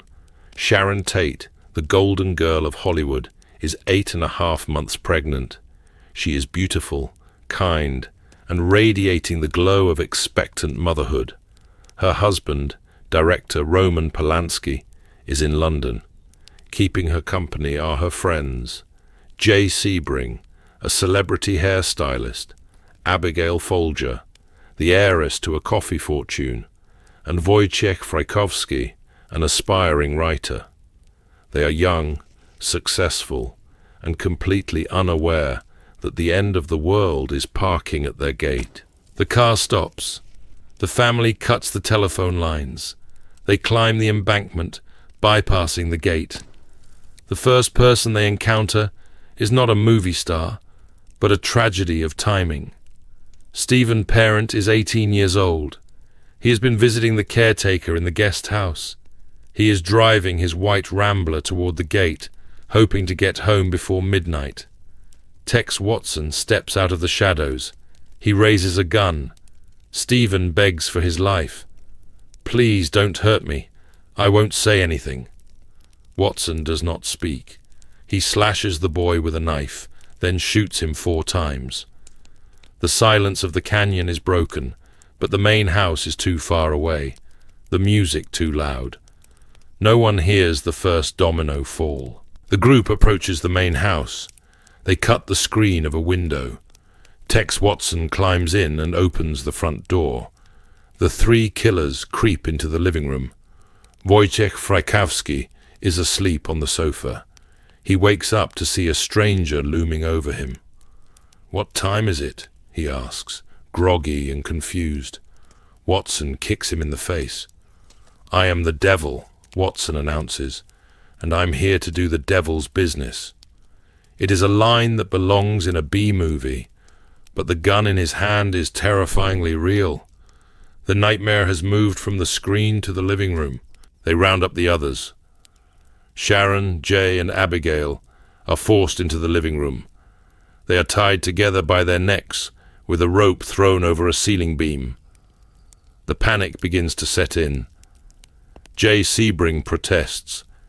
He tells the intruders that Sharon is pregnant, that they should let her sit down. Watson shoots him. Jay falls. He is kicked in the face until his nose breaks. The violence is exploding now, chaotic and frenzied. The victims realize this is not a robbery. This is an execution. Abigail Folger manages to break free. She runs. She runs out the back door, screaming into the darkness. Patricia Krenwinkel chases her. On the manicured lawn, under the stars, the heiress is caught. She is stabbed 28 times. Wojciech Frykowski also fights. He struggles with Susan Atkins, then runs to the porch. Watson catches him. He is pistol-whipped, stabbed and shot. He fights for his life with the desperation of a man who cannot believe this is happening. But he is overwhelmed.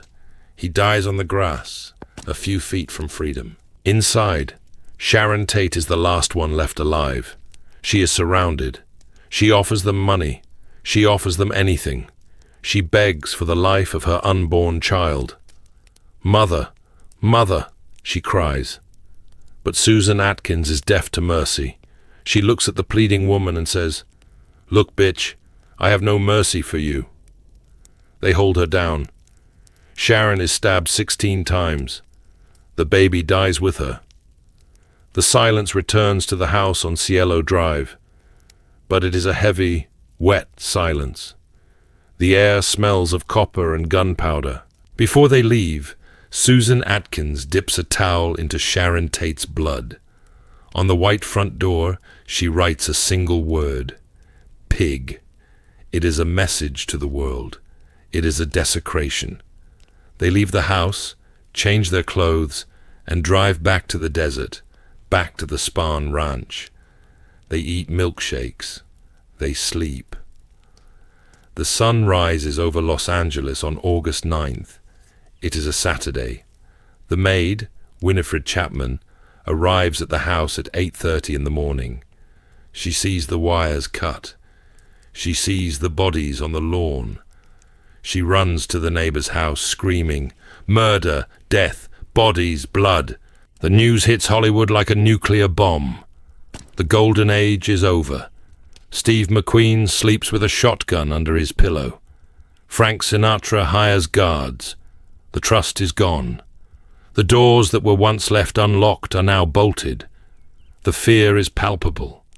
Who did this? Was it a drug deal gone wrong? Was it a ritual? The police are baffled. They do not look at the scruffy hippies in the desert. They are looking for sophisticated hitmen. They are looking in the wrong direction. But Manson is not done. The carnage at Cielo Drive was just the opening act. He is disappointed. The news reports are focusing on the celebrity of the victims, not the racial message he wanted to send. It was too messy, he tells his followers. You didn't do it right. He decides that the next night, he will go with them. He will show them how to do it. He will choose the next victims himself. They drive again. This time, they head to the affluent neighborhood of Los Feliz. They stop in front of the house of Leno and Rosemary LaBianca. Leno is a grocery store executive. Rosemary is a businesswoman. They are ordinary, wealthy people, reading the newspaper in their pajamas. Manson walks up the driveway. He enters the house alone. He wakes them up with a gun. He tells them it is a robbery, that no one will get hurt. He ties them up. He is calm. He is gentle. He walks out to the car and tells Tex, Patricia, and Leslie Van Houten to go in. Don't let them know you're going to kill them, he whispers. Then he drives away, leaving his wolves to feed. The LaBianca murders are even more grotesque than the Tate murders. Leno is stabbed with a carving fork, which is left sticking out of his stomach. The word war is carved into his flesh.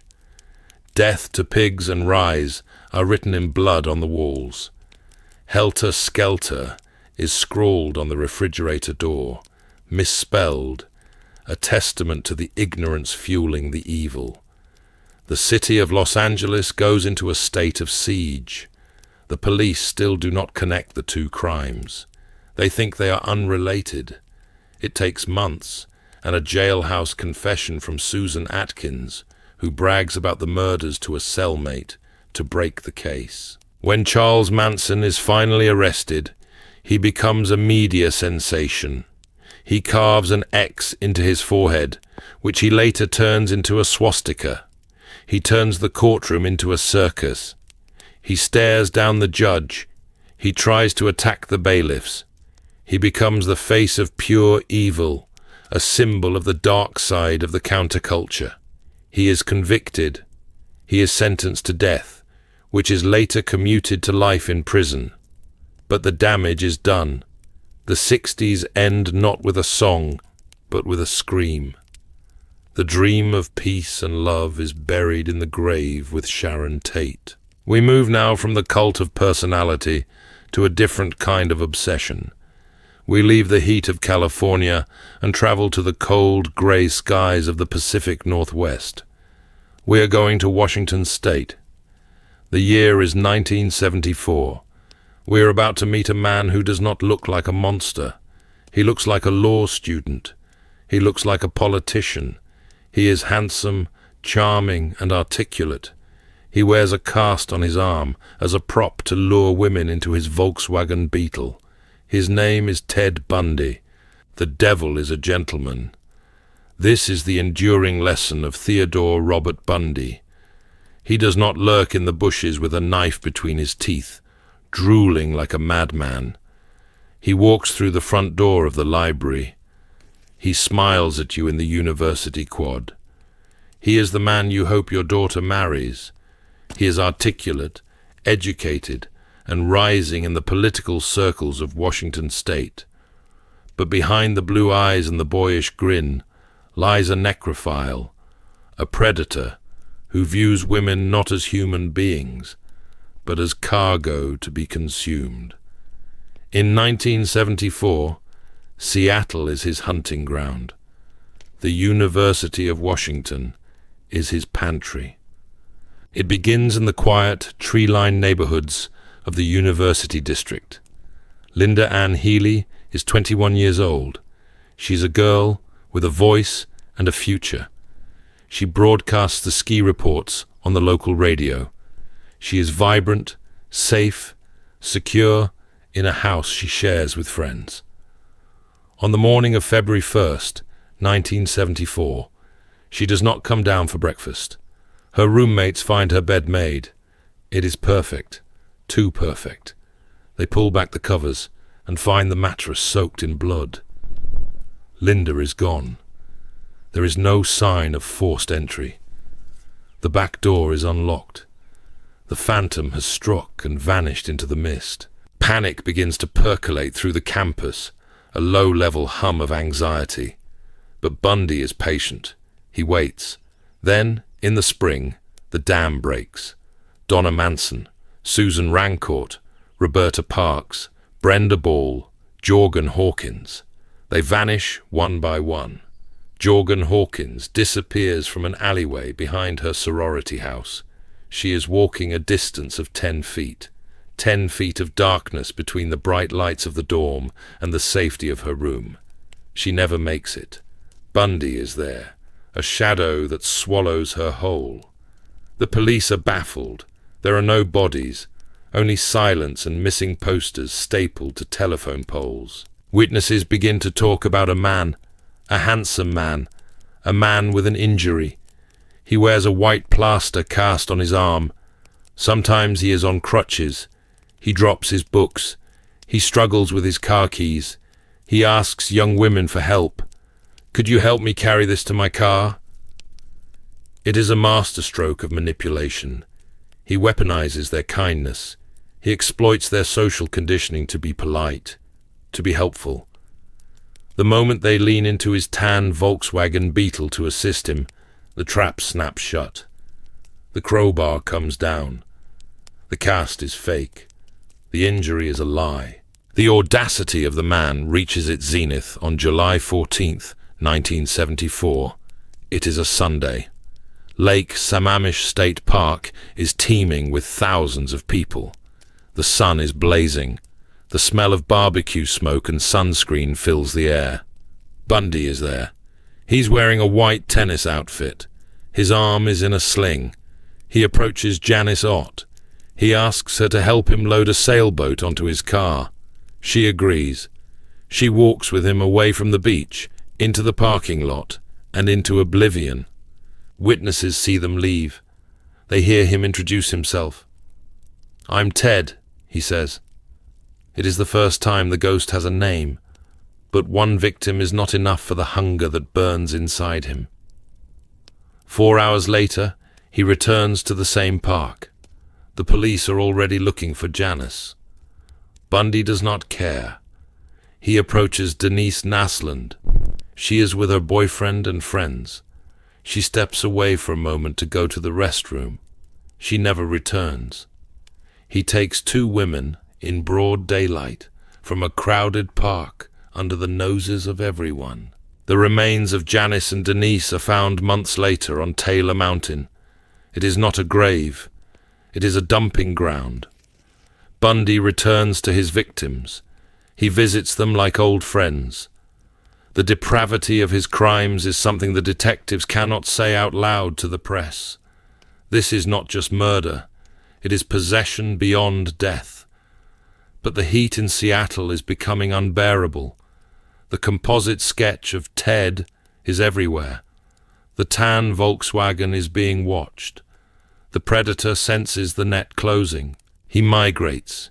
He moves to Salt Lake City, Utah, to attend law school.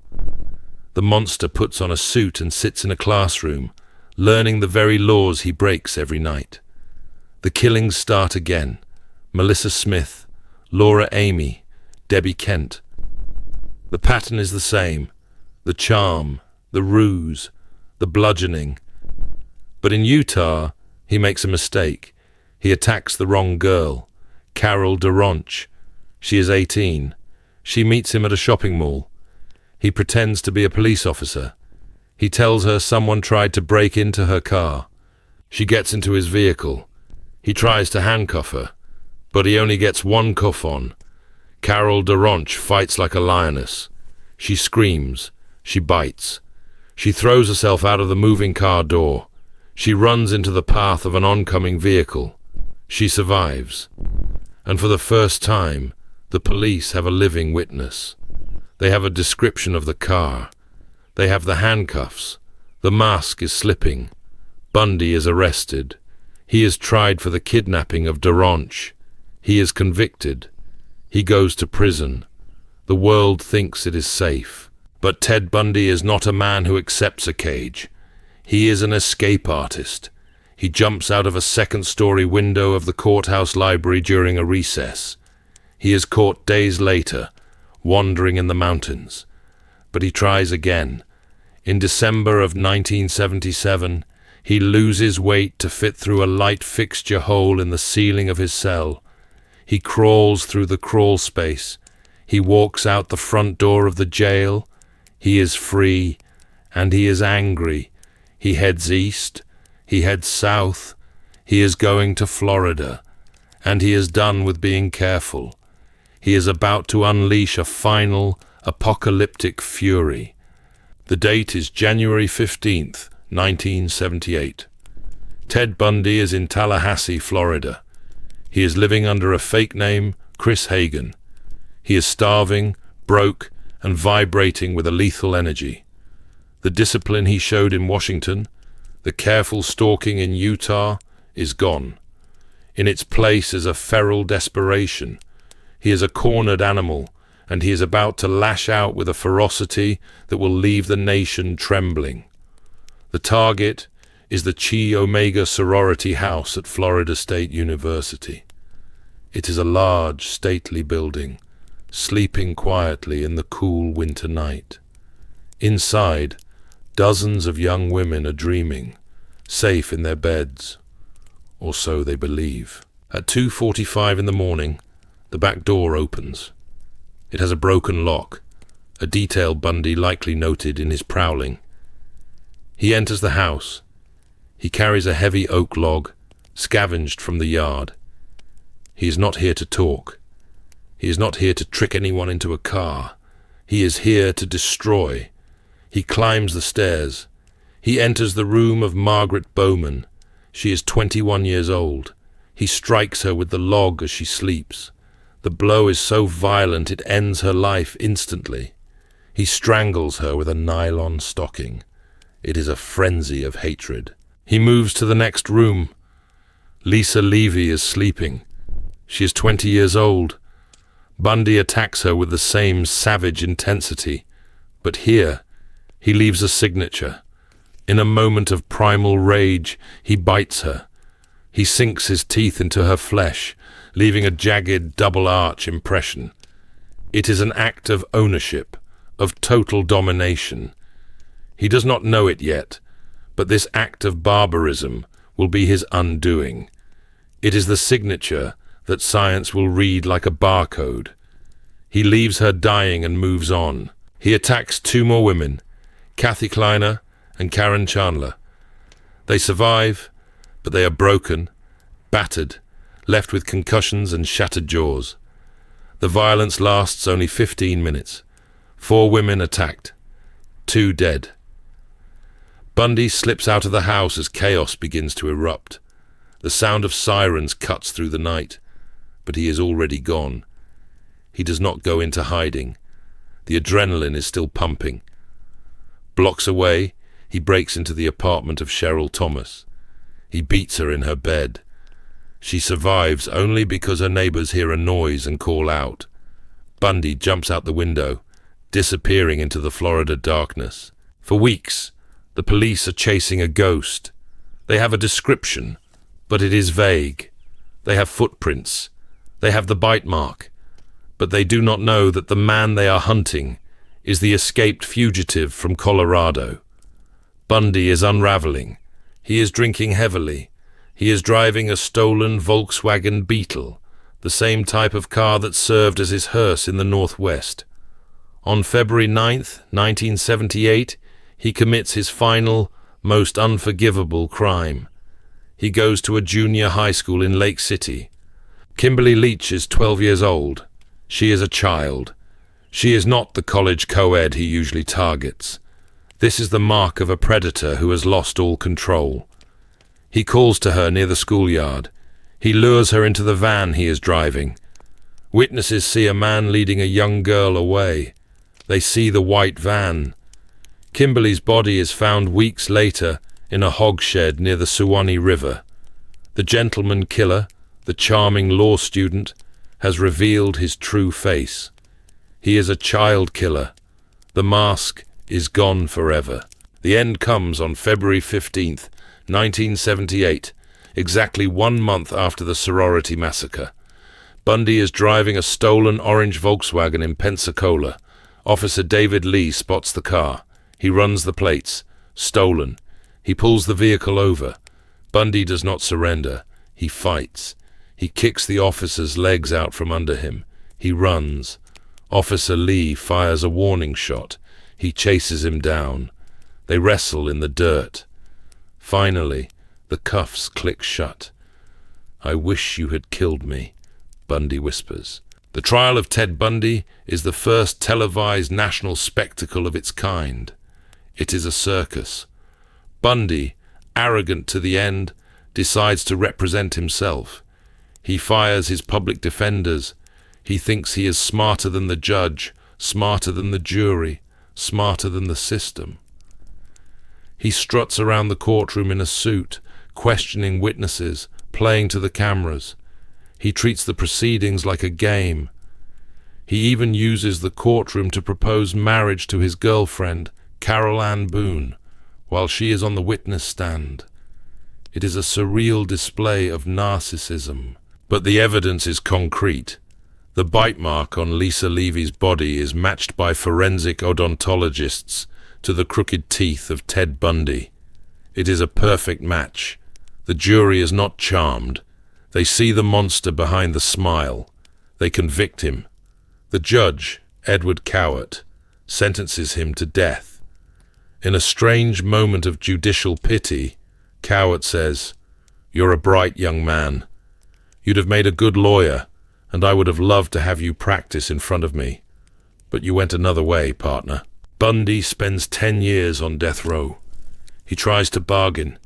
He confesses to murders he previously denied, hoping to buy more time. He gives interviews, blaming pornography, blaming society, blaming everything but himself. But the clock runs out. On January 24th, 1989, the sun rises over Florida State Prison. Outside, hundreds of people are gathered. They are cheering. They are holding signs that say, "Burn Bundy, burn." The electric chair, grimly nicknamed Old Sparky, is waiting. Ted Bundy walks into the execution chamber. His eyes are searching, fearful. The arrogance is gone. He is strapped in. The metal skull cap is placed on his head. 2,000 volts of electricity surge through his body. The man who terrorized a nation, who killed at least 30 women, and likely many more, is dead. A white hearse carries his body away, but the scar he left on the American psyche remains. He taught us that the monster does not always look like a monster. Sometimes he smiles. But not all monsters are handsome. Not all monsters fit the profile of the charming stranger. Some monsters are exactly what they seem to be: loud, boisterous, and hiding in the clutter of a messy life. We are leaving the sunny campuses of Florida. We are heading back to the cold winters of the Midwest, to Chicago, Illinois. We are about to meet a man who dressed as a clown to entertain sick children while burying 33 young men in the crawl space beneath his house. We are entering the toxic world of John Wayne Gacy. We are in Norwood Park Township, a quiet suburb of Chicago. The streets are lined with brick bungalows and sturdy oak trees. It is a place where people work hard, go to church on Sundays, and trust their neighbors. At 8213 West Summerdale Avenue, there lives a man who embodies this blue-collar spirit. John Wayne Gacy is a successful building contractor. He is a precinct captain for the local Democratic Party. He throws elaborate luau's in his backyard, roasting whole pigs for hundreds of guests. To the community, he is a pillar of society. To the sick children at the local hospitals, he is Piest the Clown, or Pogo, a painted jester who brings balloons and laughter. But there is a smell in the house on Summerdale Avenue. It is a thick, sweet, putrid odor that clings to the curtains and the carpets. Jaycee tells his guests it is a sewage backup. He blames the moisture. He blames the sump pump. But the smell is not sewage. It is the scent of death, decomposing in the damp earth beneath the floorboards. While Jaycee shakes hands with first ladies and organizes parades, he is running a slaughterhouse in his own home. He is not hunting in the parks like Bundy. He is bringing the victims to his lair one by one. His method is chillingly efficient. He targets young men, runaways, and boys looking for work. He offers them construction jobs at his company, PDM contractors. He picks them up in his Oldsmobile. He charms them with talk of high wages and easy money. Once they are inside the house, the trap is sprung. He shows them a magic trick. He produces a pair of handcuffs. "I can put these on you and you won't be able to get out," he says. It is a challenge to their masculinity, a playful bet. The moment the cuffs click shut, the clown vanishes, and the sadist takes over. For years, the disappearances in Chicago are dismissed. The police label the missing boys as runaways. Teenagers run off all the time, they say. Jaycee relies on this apathy. He relies on the fact that society does not look too closely at the margins. He kills with impunity. He buries the bodies in the crawl space, a low dirt-floored area beneath his house. He packs them in lime to mask the smell. He stacks them like cordwood. When the crawl space runs out of room, he dumps the bodies into the Des Plaines River. He is turning the geography of Illinois into a graveyard. But on December 11th, 1978, Jaycee makes a fatal error. He does not pick up a drifter. He picks up Robert Peast. Rob is 15 years old. He is a good student, a beloved son, working a part-time job at the Nissan pharmacy. It is his mother's birthday. He tells her he is going to speak to a contractor about a summer job. "I'll be right back, Mom," he says. He walks out to the parking lot to meet the man. His mother, Elizabeth Peast, waits. She waits 10 minutes, 20 minutes, an hour. The dread that fills her is the primal intuition of a mother who knows her world has just ended. She calls the police. She does not let go. She tells them about the contractor. The police look at the logbook in the pharmacy. They see a name, John Wayne Jaycee. Lieutenant Joseph Kozenjak takes the case. He is a dogged investigator who senses something wrong immediately. He runs a background check on the respected businessman. He finds a sodomy conviction from Iowa 10 years prior. The mask of the friendly neighbor slips just an inch, but it is enough. The detectives go to Summerdale Avenue to talk to Jaycee. Jaycee is arrogant. He invites them in. He plays the victim. He says he is being harassed. But as the detectives sit in his living room, the heat kicks on.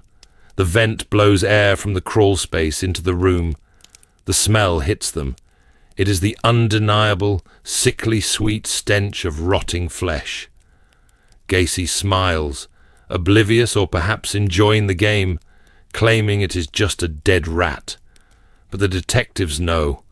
They do not have a body yet, but they have the scent of the crime. They begin a 24-hour surveillance of the clown. It becomes a psychological war. Jaycee taunts the officers tailing him. He buys them coffee. He drives them to bars. He introduces them to his lawyers. "You'll never find anything," he boasts. He thinks he is untouchable. He thinks he is smarter than the police. But the pressure is mounting. Jaycee is drinking heavily. He is popping pills. He is losing control. He starts digging a grave in his backyard for his next victim, right under the noses of the watching officers. The endgame is approaching. On December 21st, 1978, the police get a search warrant. They are not looking for bodies initially. They are looking for evidence of the Piest kidnapping. But once inside, the smell is overwhelming. They find a receipt for a roll of film, belonging to one of the missing victims. That is the key. They go to the crawl space. An officer crawls into the damp, dark tunnel. He brushes away the dirt. He feels a bone, a human arm, then a skull. The house on Somerdale Avenue is dismantled. It is not an investigation anymore. It is an excavation. Day after day, body after body is pulled from the earth. The count rises. 5, 10, 20. 29 bodies are found buried in the structure of the house. 4 more are found in the river. 33 young men. The nation watches in horror as the killer clown is led away in handcuffs. The man who entertained children, who shook hands with politicians, is revealed to be one of the most prolific serial killers in American history. Gacy's trial is a formality. The evidence is a mountain of bones. He is sentenced to death. On May 10th, 1994, he is executed by lethal injection. His last words are, "Kiss my ass." It is a final act of defiance from a man who had no soul to save. The house is demolished. The lot stands empty for years, a scar on the neighborhood that grass cannot cover. Gacy taught us that evil is not just banal, it is convivial. It buys you a drink, it tells you a joke, and then it buries you under the floor. This concludes our analysis of the serial killer. We have looked at the hunter in the night, the cult leader, the charmer, and the clown. But there is one final category of crime we must explore. It is the most terrifying because it is the most incomprehensible. It is not driven by lust or greed or power. It is driven by a distortion of reality so profound that the killer believes they are saving the victim. We are entering the realm of the family annihilator and the psychotic break. We travel to Houston, Texas. The year is 2001. We are going to a suburban bathtub where 5 children took their last breaths at the hands of the person who gave them life. We are opening the file on Andrea Yates. The morning of June 20th, 2001, hangs heavy over the suburb of Clear Lake, Texas.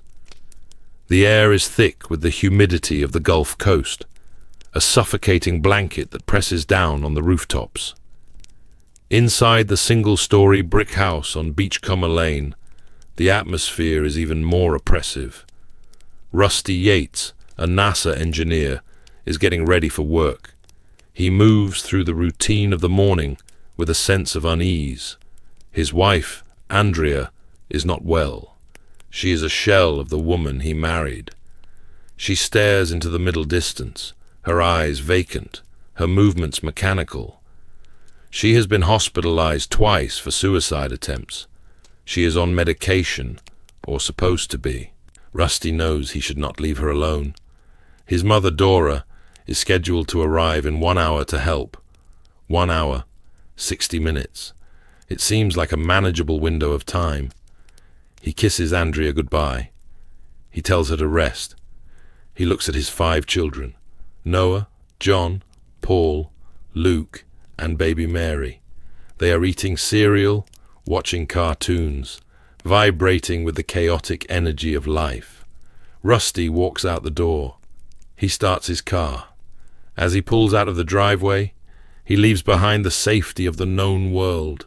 He leaves his family in the care of a woman who is no longer there. Andrea Yates stands in the kitchen.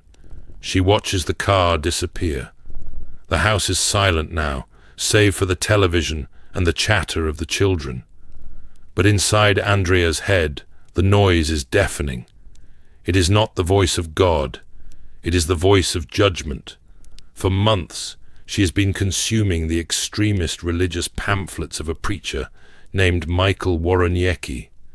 He teaches that women are the gatekeepers of hell, that bad mothers raise children who will burn for eternity. Andrea looks at her children. She does not see innocence. She sees sin. She sees the devil waiting to claim them. She believes, with the terrifying clarity of the psychotic, that she has failed them. She believes she is the whore of Babylon. She believes that because she is evil, her children will grow up to be evil. Unless she acts now, unless she sends them to God while they are still innocent. It is a twisted logic, a perversion of maternal love. She loves them so much that she must kill them to save their souls. She moves to the bathroom. She turns on the faucet. The sound of running water is the only sound in the hallway. She fills the tub. The water level rises. 3 inches, 5 inches, 9 inches. She goes to the kitchen. She picks up Luke. He is 2 years old. He is small, trusting. She carries him to the bathroom. She does not scream. She does not cry. She is on a mission. She lowers him into the water. The struggle is brief. The water splashes onto the tile floor. She holds him down until the thrashing stops. She wraps his small body in a towel and carries him to the master bedroom. She lays him on the bed, under a sheet. She covers him like he is sleeping. 1 soul saved. 4 to go. She returns to the kitchen. Paul is 3 years old. He is playing. She takes his hand. He follows her. He trusts his mother. Why wouldn't he? She is the source of food, of comfort, of life. The bathroom is wet now. The air smells of damp towels and soap. She repeats the ritual. Paul fights harder. He is older. But the madness gives her a strength that defies physics. She holds him under. The bubbles rise and stop. She carries him to the bed and lays him next to his brother. 2 souls saved.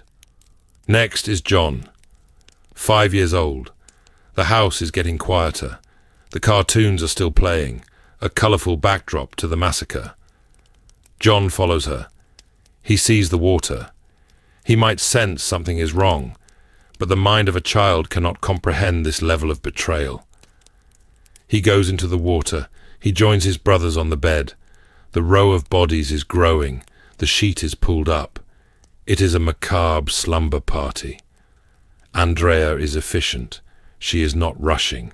She is working. She goes for the baby. Mary, 6 months old, the only girl, the perfect flower. Andrea picks her up from the high chair. Mary is too young to struggle, too young to know fear. She slips into the water with a silence that is heartbreaking. Andrea does not take her to the bed immediately. She leaves her floating in the tub. The job is not done. There is one left, the eldest, the one who might understand. Noah, 7 years old. Noah walks into the bathroom. He is looking for his mother. He sees the water. He sees his baby sister floating, lifeless. He looks at his mother. Her hair is wet. Her clothes are damp. Her eyes are dead. What is wrong with Mary? He asks.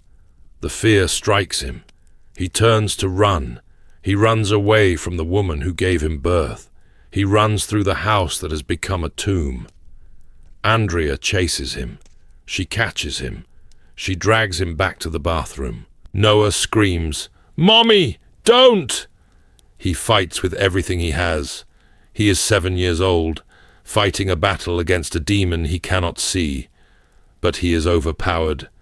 She forces him into the tub, pushing him down beside the floating body of his sister. He gasps. He inhales water. The struggle ends. It is over. 5 children, 5 futures, gone in the span of 45 minutes. Andrea lifts Noah out of the tub. She asks him, in her mind, if he is happy now. She carries him to the bed. She leaves Mary in the tub, the final offering. The house is silent again. The silence is absolute. It is the silence of the grave. Andrea walks to the phone. She dials 911. Her voice is flat, monotone, devoid of emotion. "I need a police officer," she says. The operator asks why. "I just killed my children." She hangs up. She calls Rusty at work. "You need to come home," she says. Rusty asks what is wrong. "It's time," she says. "I did it." Rusty drops the phone. He knows. Somewhere, deep in the dread that has been haunting him, he knows. When the police officer arrives, he finds the front door unlocked. He enters the house. It smells of breakfast and wet carpet. He sees Andrea sitting on the couch. She looks up at him. She does not run. She does not hide. She tells him what she has done. The officer walks to the bedroom. He lifts the sheet. He sees the 4 boys. He walks to the bathroom. He sees the baby. He falls to his knees. He is a hardened man, but this is a sorrow that tears the soul apart. Rusty arrives minutes later. He runs through the police tape. He falls onto the lawn, screaming. He pounds his fists into the grass. The sound of a father's grief is a sound that no one should ever have to hear. It is a raw, animalistic howl. Andrea watches from the window, detached. She believes she has won. She believes she has defeated Satan. She waits for the handcuffs, not as a punishment, but as the final step in her martyrdom. The arrest of Andrea Yates sends a shockwave through the world. It is not just a crime. It is a mirror held up to society. How did we miss this? How did we let a woman so obviously ill be left alone with 5 children? The media storm is instant and vicious. Some call for her execution. They call her a monster. They want her blood. Others see the tragedy of mental illness, the failure of the medical system, the crushing weight of religious extremism. In the interrogation room, Andrea recounts the events with chilling precision. She does not ask for a lawyer.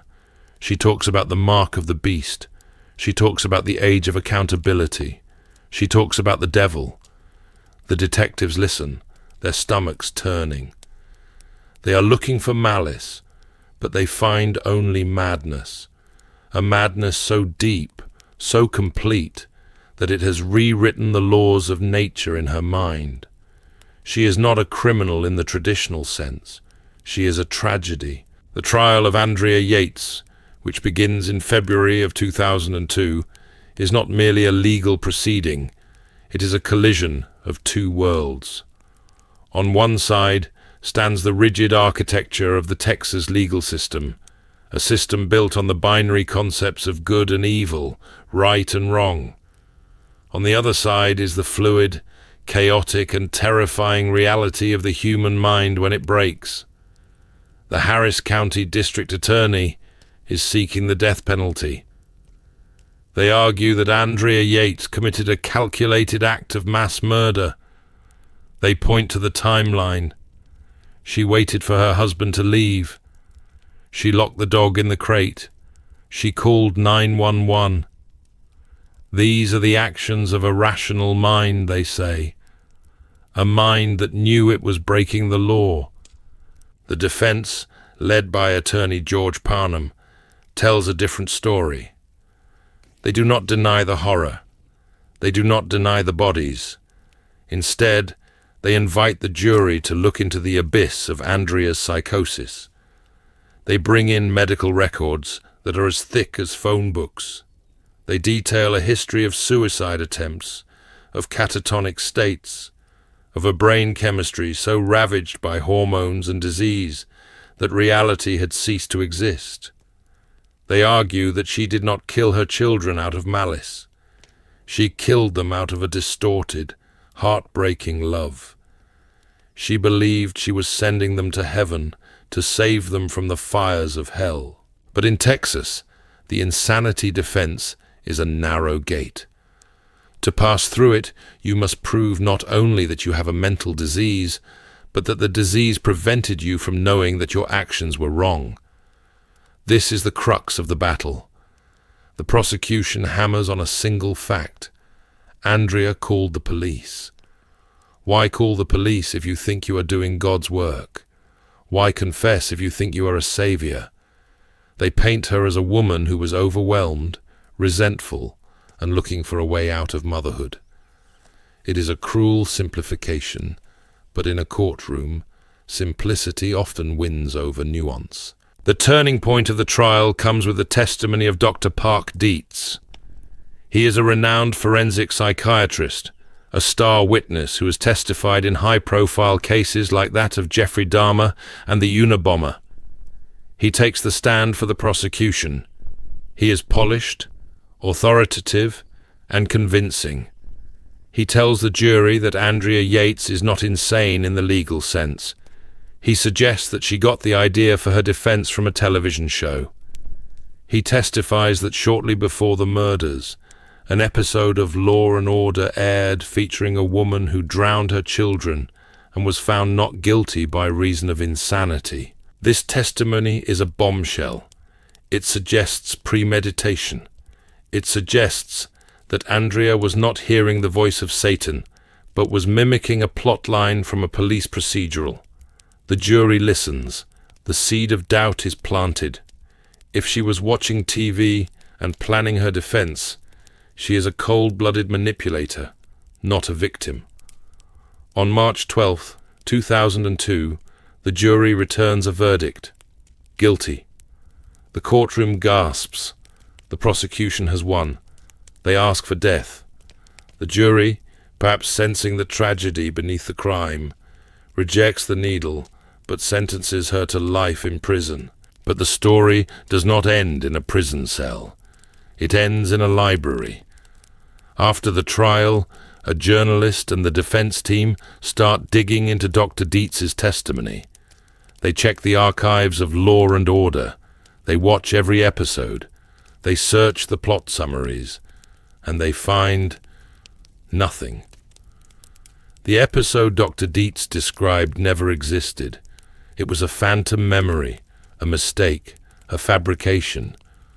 The cornerstone of the prosecution's theory regarding premeditation was based on a fiction. The revelation creates a legal earthquake. The defense files an appeal. They argue that the false testimony, unintentional or not, prejudiced the jury. The appellate courts agree. The conviction is overturned.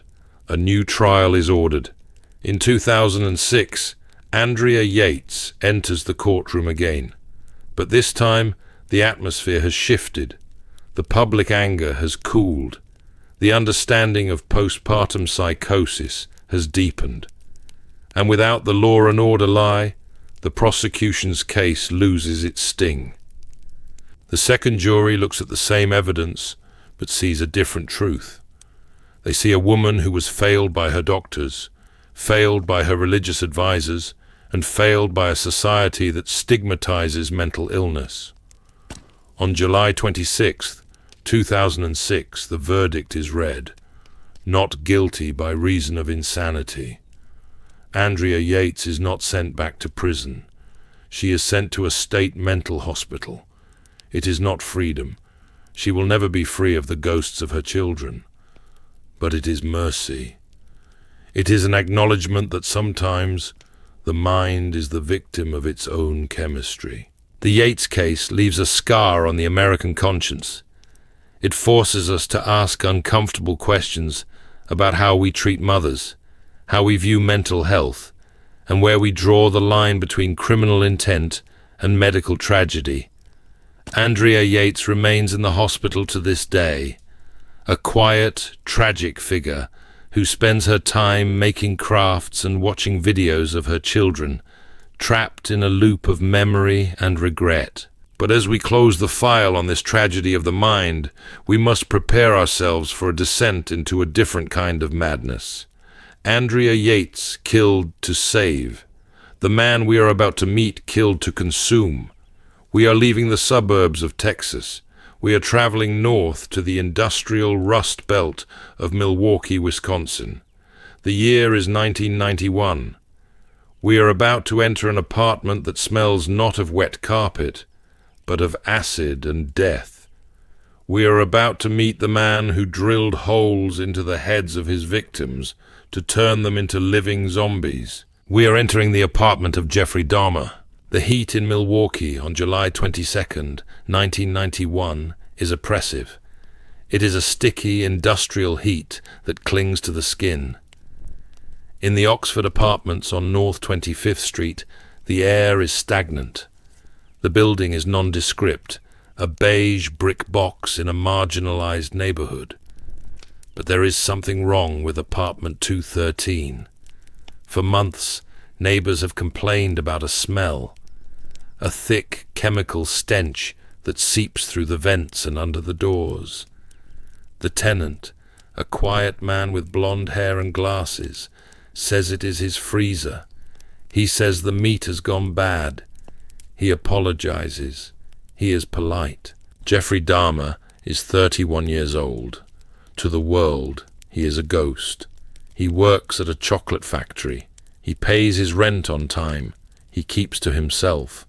But inside the walls of apartment 213, he has constructed a private hell.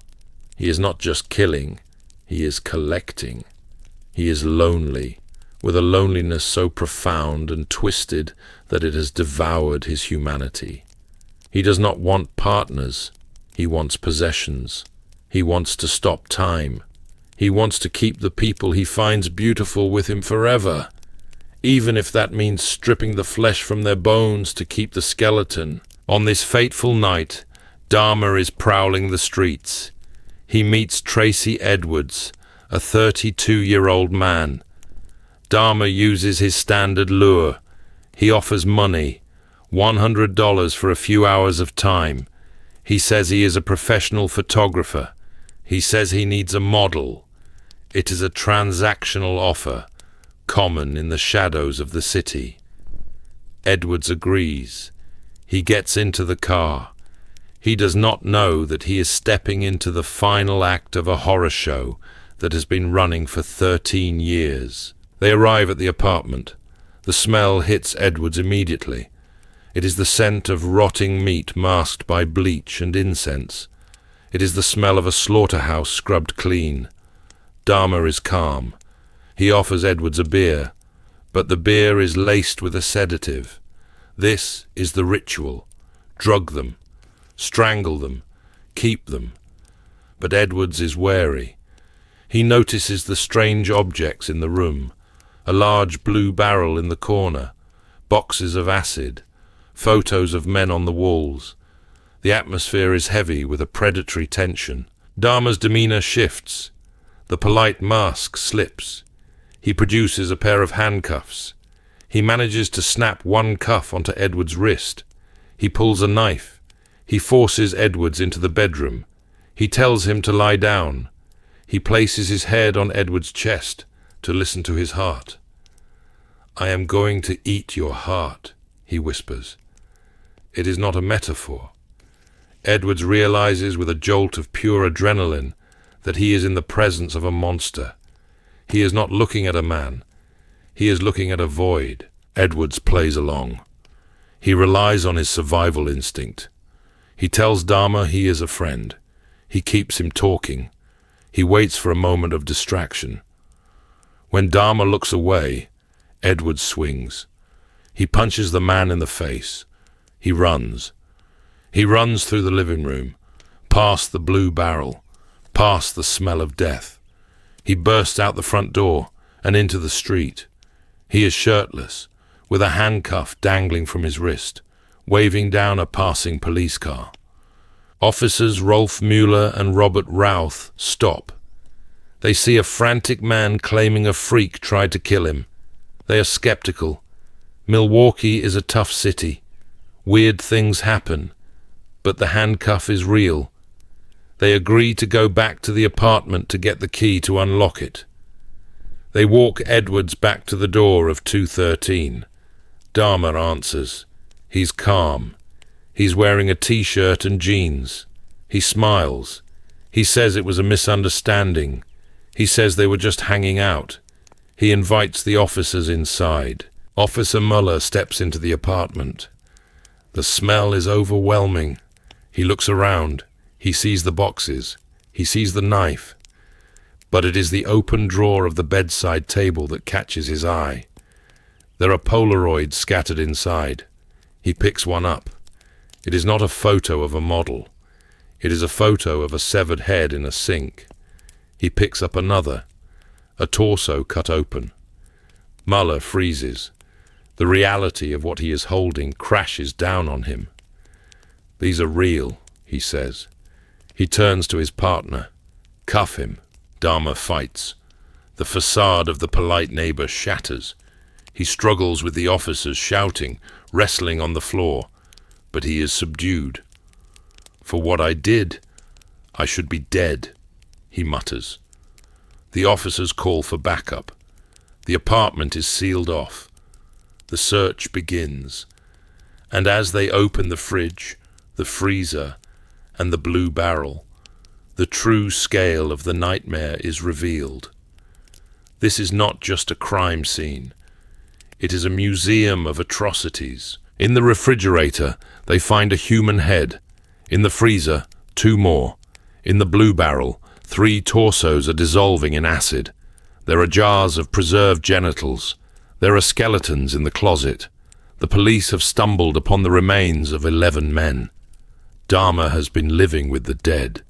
He has been sleeping with them, eating them, trying to turn them into permanent companions. The media descends on Milwaukee. The building becomes a symbol of evil. But the most horrifying question remains. How did he get away with it for so long? The answer lies in a tragic incident that happened months earlier. An incident that involves a 14-year-old boy named Konorak Synthesomphone. This is the darkest chapter of the Dahmer saga.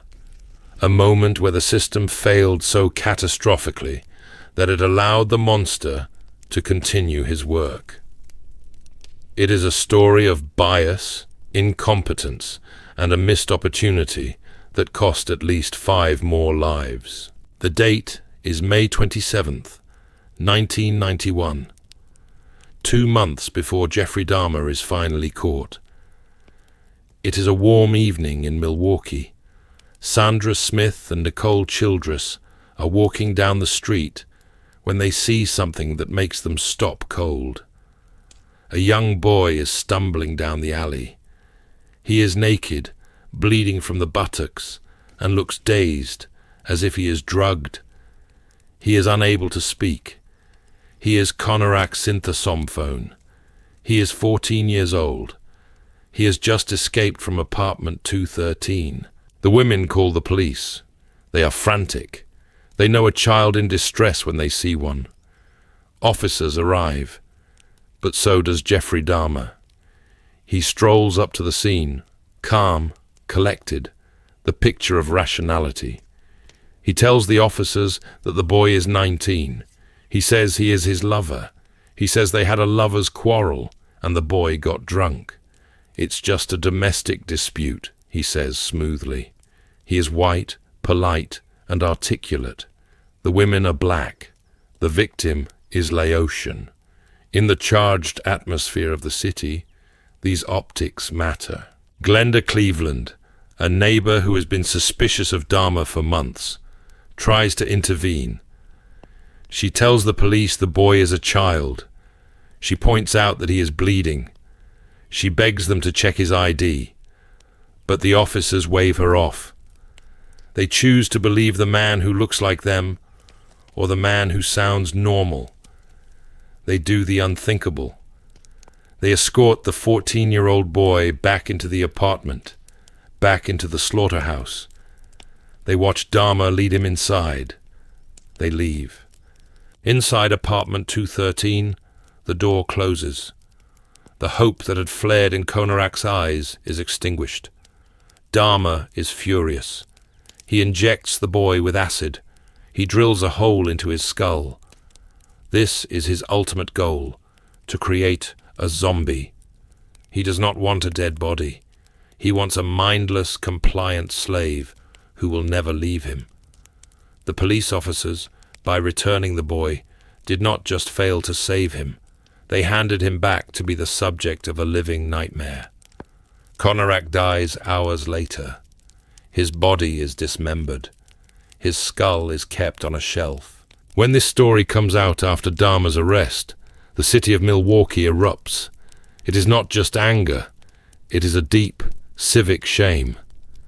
The police chief defends his men, but the recordings of their radio chatter tell a different story. They are heard joking about the gay lovers. It is a revelation of how prejudice can be lethal. If the victim had been a white girl, would they have walked away? The question hangs over the trial like a shroud. The trial of Jeffrey Dahmer in 1992 is a descent into the grotesque. He confesses to everything. He describes the cannibalism, the necrophilia, the shrines he built of bones. He speaks in a monotone, devoid of emotion, like a man reading a grocery list. His defense team, like Andrea Yates's, pleads insanity. They argue that no sane man could drill holes into heads or eat human flesh. They paint him as a victim of a sick compulsion he could not control. But the jury looks at the meticulous planning. They look at the way he tricked the police. They look at the way he modified his apartment to hide the smell. This is not the chaotic frenzy of a madman. This is the calculated work of a predator. They find him sane. They find him guilty. He is sentenced to 15 consecutive life terms. There is no death penalty in Wisconsin, so he is sent to the Columbia Correctional Institution. He is locked away in a cage, much like the ones he built for his victims. But a monster like Dahmer attracts a specific kind of gravity. In prison, he is a celebrity. He receives fan mail. He gives interviews. He claims to have found God. He is baptized in the prison whirlpool. But there are others in the prison who see him not as a celebrity, but as the devil. Christopher Scarver is one of them. He is a convicted murderer who hears voices. He believes he is an agent of God's vengeance. He watches Dahmer. He waits. On the morning of November 28th, 1994, Dahmer is assigned to clean the prison gym bathrooms. He is left unattended with Scarver and another inmate. Scarver follows Dahmer into the locker room. He is holding a 20-inch metal bar he removed from a piece of weight equipment. He confronts Dahmer. He pulls out a newspaper clipping detailing Dahmer's crimes. "Did you do this?" he asks. Dahmer tries to find the door. He is cornered. The predator is now the prey. Scarver swings the bar. He crushes Dahmer's skull. It is a brutal, bludgeoning end to a life defined by bludgeoning. Jeffrey Dahmer dies on the floor of a prison bathroom, beaten to death, just as he had beaten his first victim. There is a grim symmetry to it. The man who consumed others is finally consumed by the violence he created. When the news breaks, there is no mourning. There is only a sense of closure.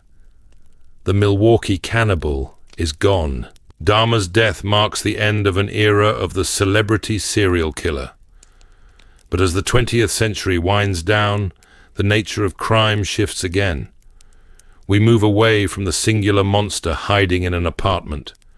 We move toward a new kind of terror, a terror that is random, faceless, and strikes from a distance. A terror that turns the entire world into a target. We are entering the final countdown.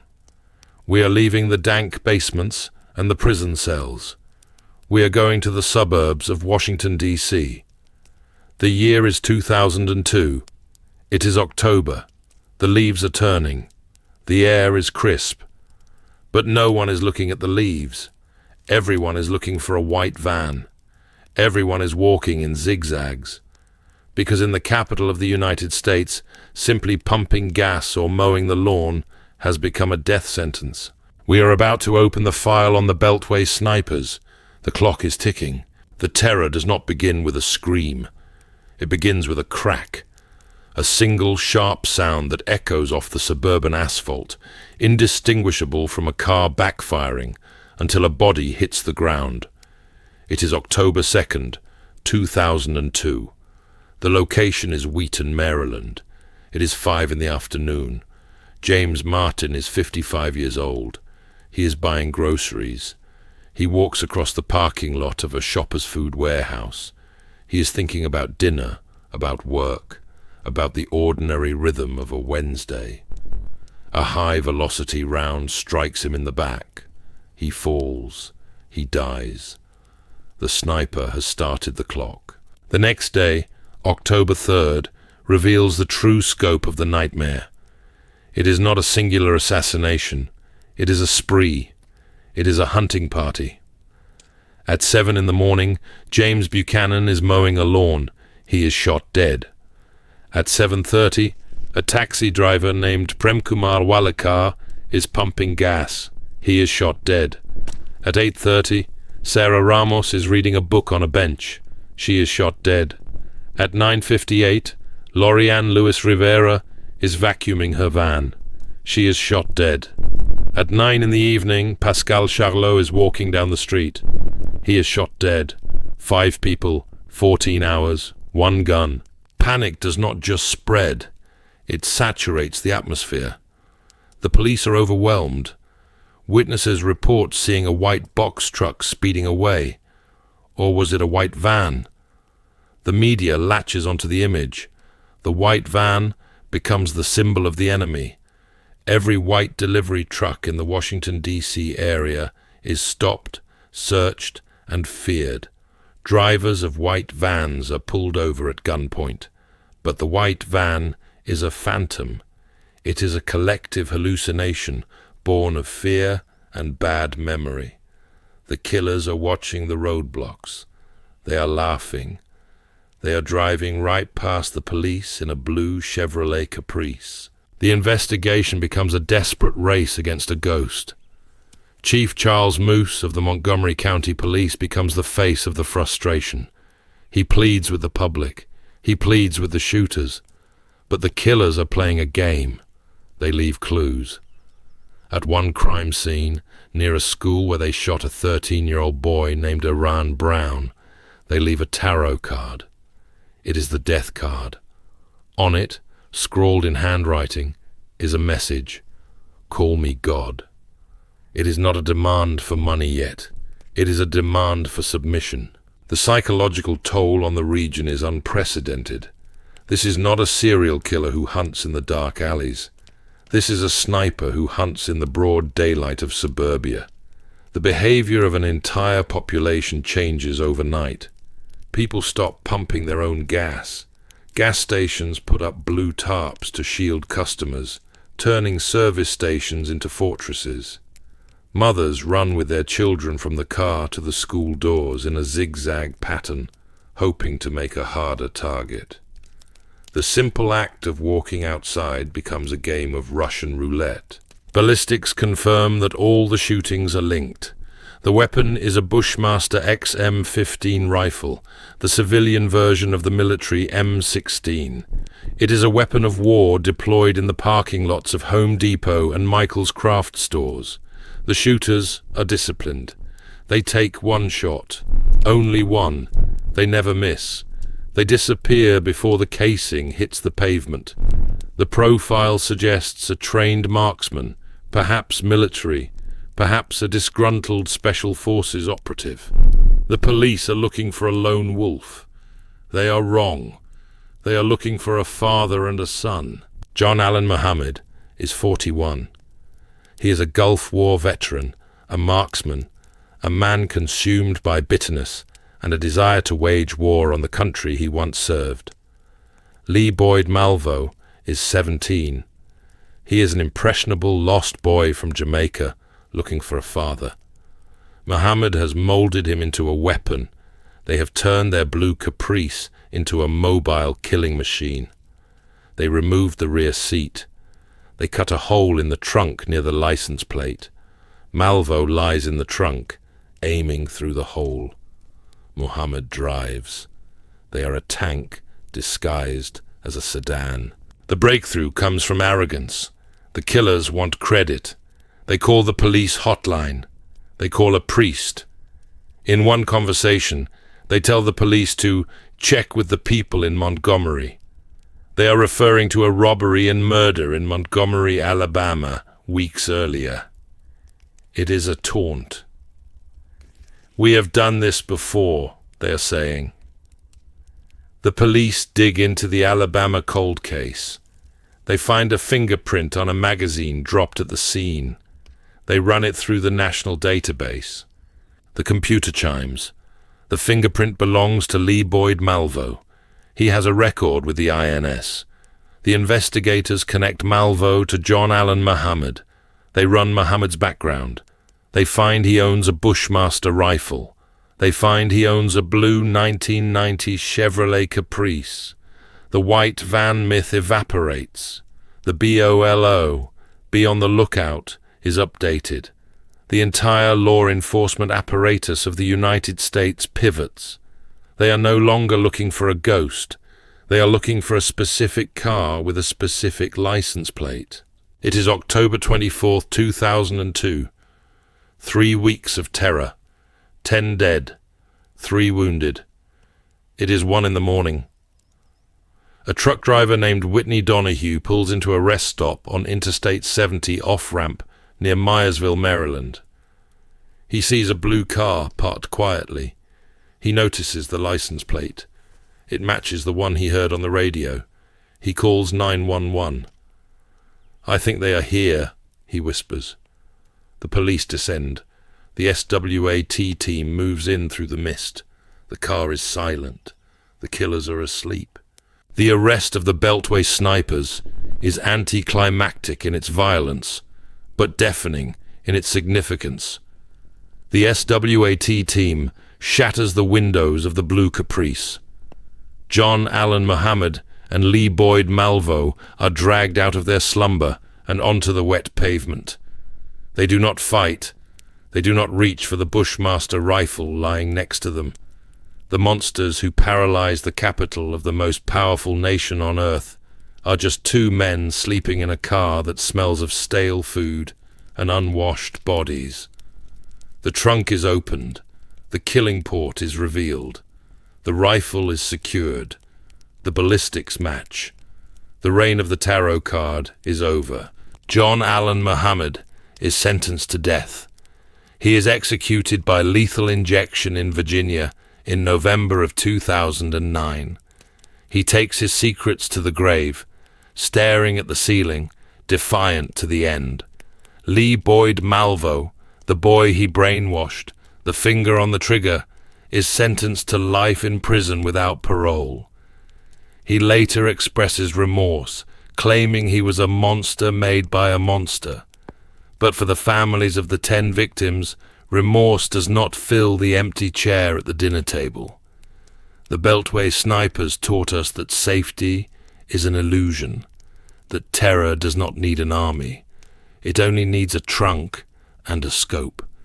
We have reached the end of our journey through the American shadow. We began in the dust of Chowchilla, where 26 children were buried alive and clawed their way back to the sun. We walked the streets of Los Angeles with the Black Dahlia, seeing how a dream can be bisected and displayed on a lawn. We sat in the passenger seat with the Golden State Killer, watching suburbia turn into a hunting ground. We looked into the eyes of Charles Manson, Ted Bundy, and John Wayne Gacy, seeing the many masks that evil wears, the prophet, the charmer, the clown. We witnessed the heartbreaking tragedy of Andrea Yates, where madness drowned innocence in a bathtub. We smelled the chemical death in Jeffrey Dahmer's apartment, where loneliness mutated into cannibalism. And finally, we felt the random cold touch of the sniper's bullet in Maryland. These stories are not just grim anecdotes. They are the cartography of the human condition. They map the edges of our morality. They show us how thin the line is between civilization and savagery, between a neighbor and a nightmare. But if there is one thread that binds these tragedies together, it is not the darkness of the perpetrator, but the resilience of the survivor. It is Michael Marshall pushing up the roof of the van. It is Elizabeth Smart whispering her name to the police officers. It is Jaycee Dugard raising her daughters in captivity and still finding the strength to love. It is the family of the victims who fight for justice long after the cameras have gone. The true crime is not the act of violence. The true crime would be to forget the humanity that persisted in spite of it. Evil evolves. It changes with the times. In the 40s, it was a knife. In the 70s, it was a cult. In the 90s, it was a serial predator. In the new millennium, it was a sniper.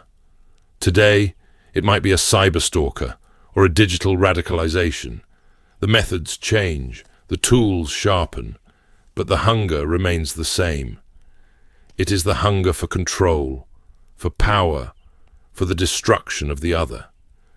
And as long as that hunger exists, there will be stories to tell.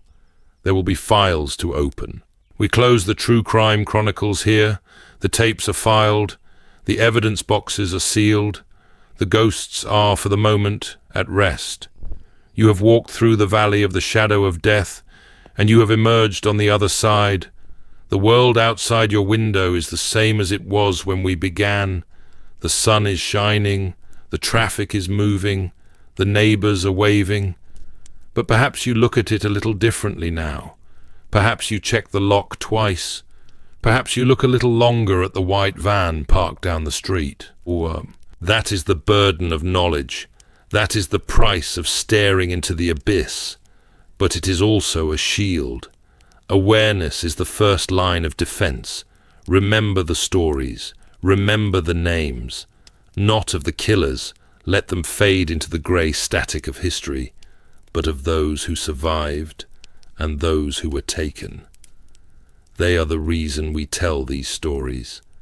They are the reason we search for the truth in the dark. This is the master of true crime, signing off. The script is complete. The recording light is off. The silence returns. But in the silence, listen closely. For the next story is already being written, somewhere in the quiet corners of America. Stay safe, stay vigilant, and never ever get in the car.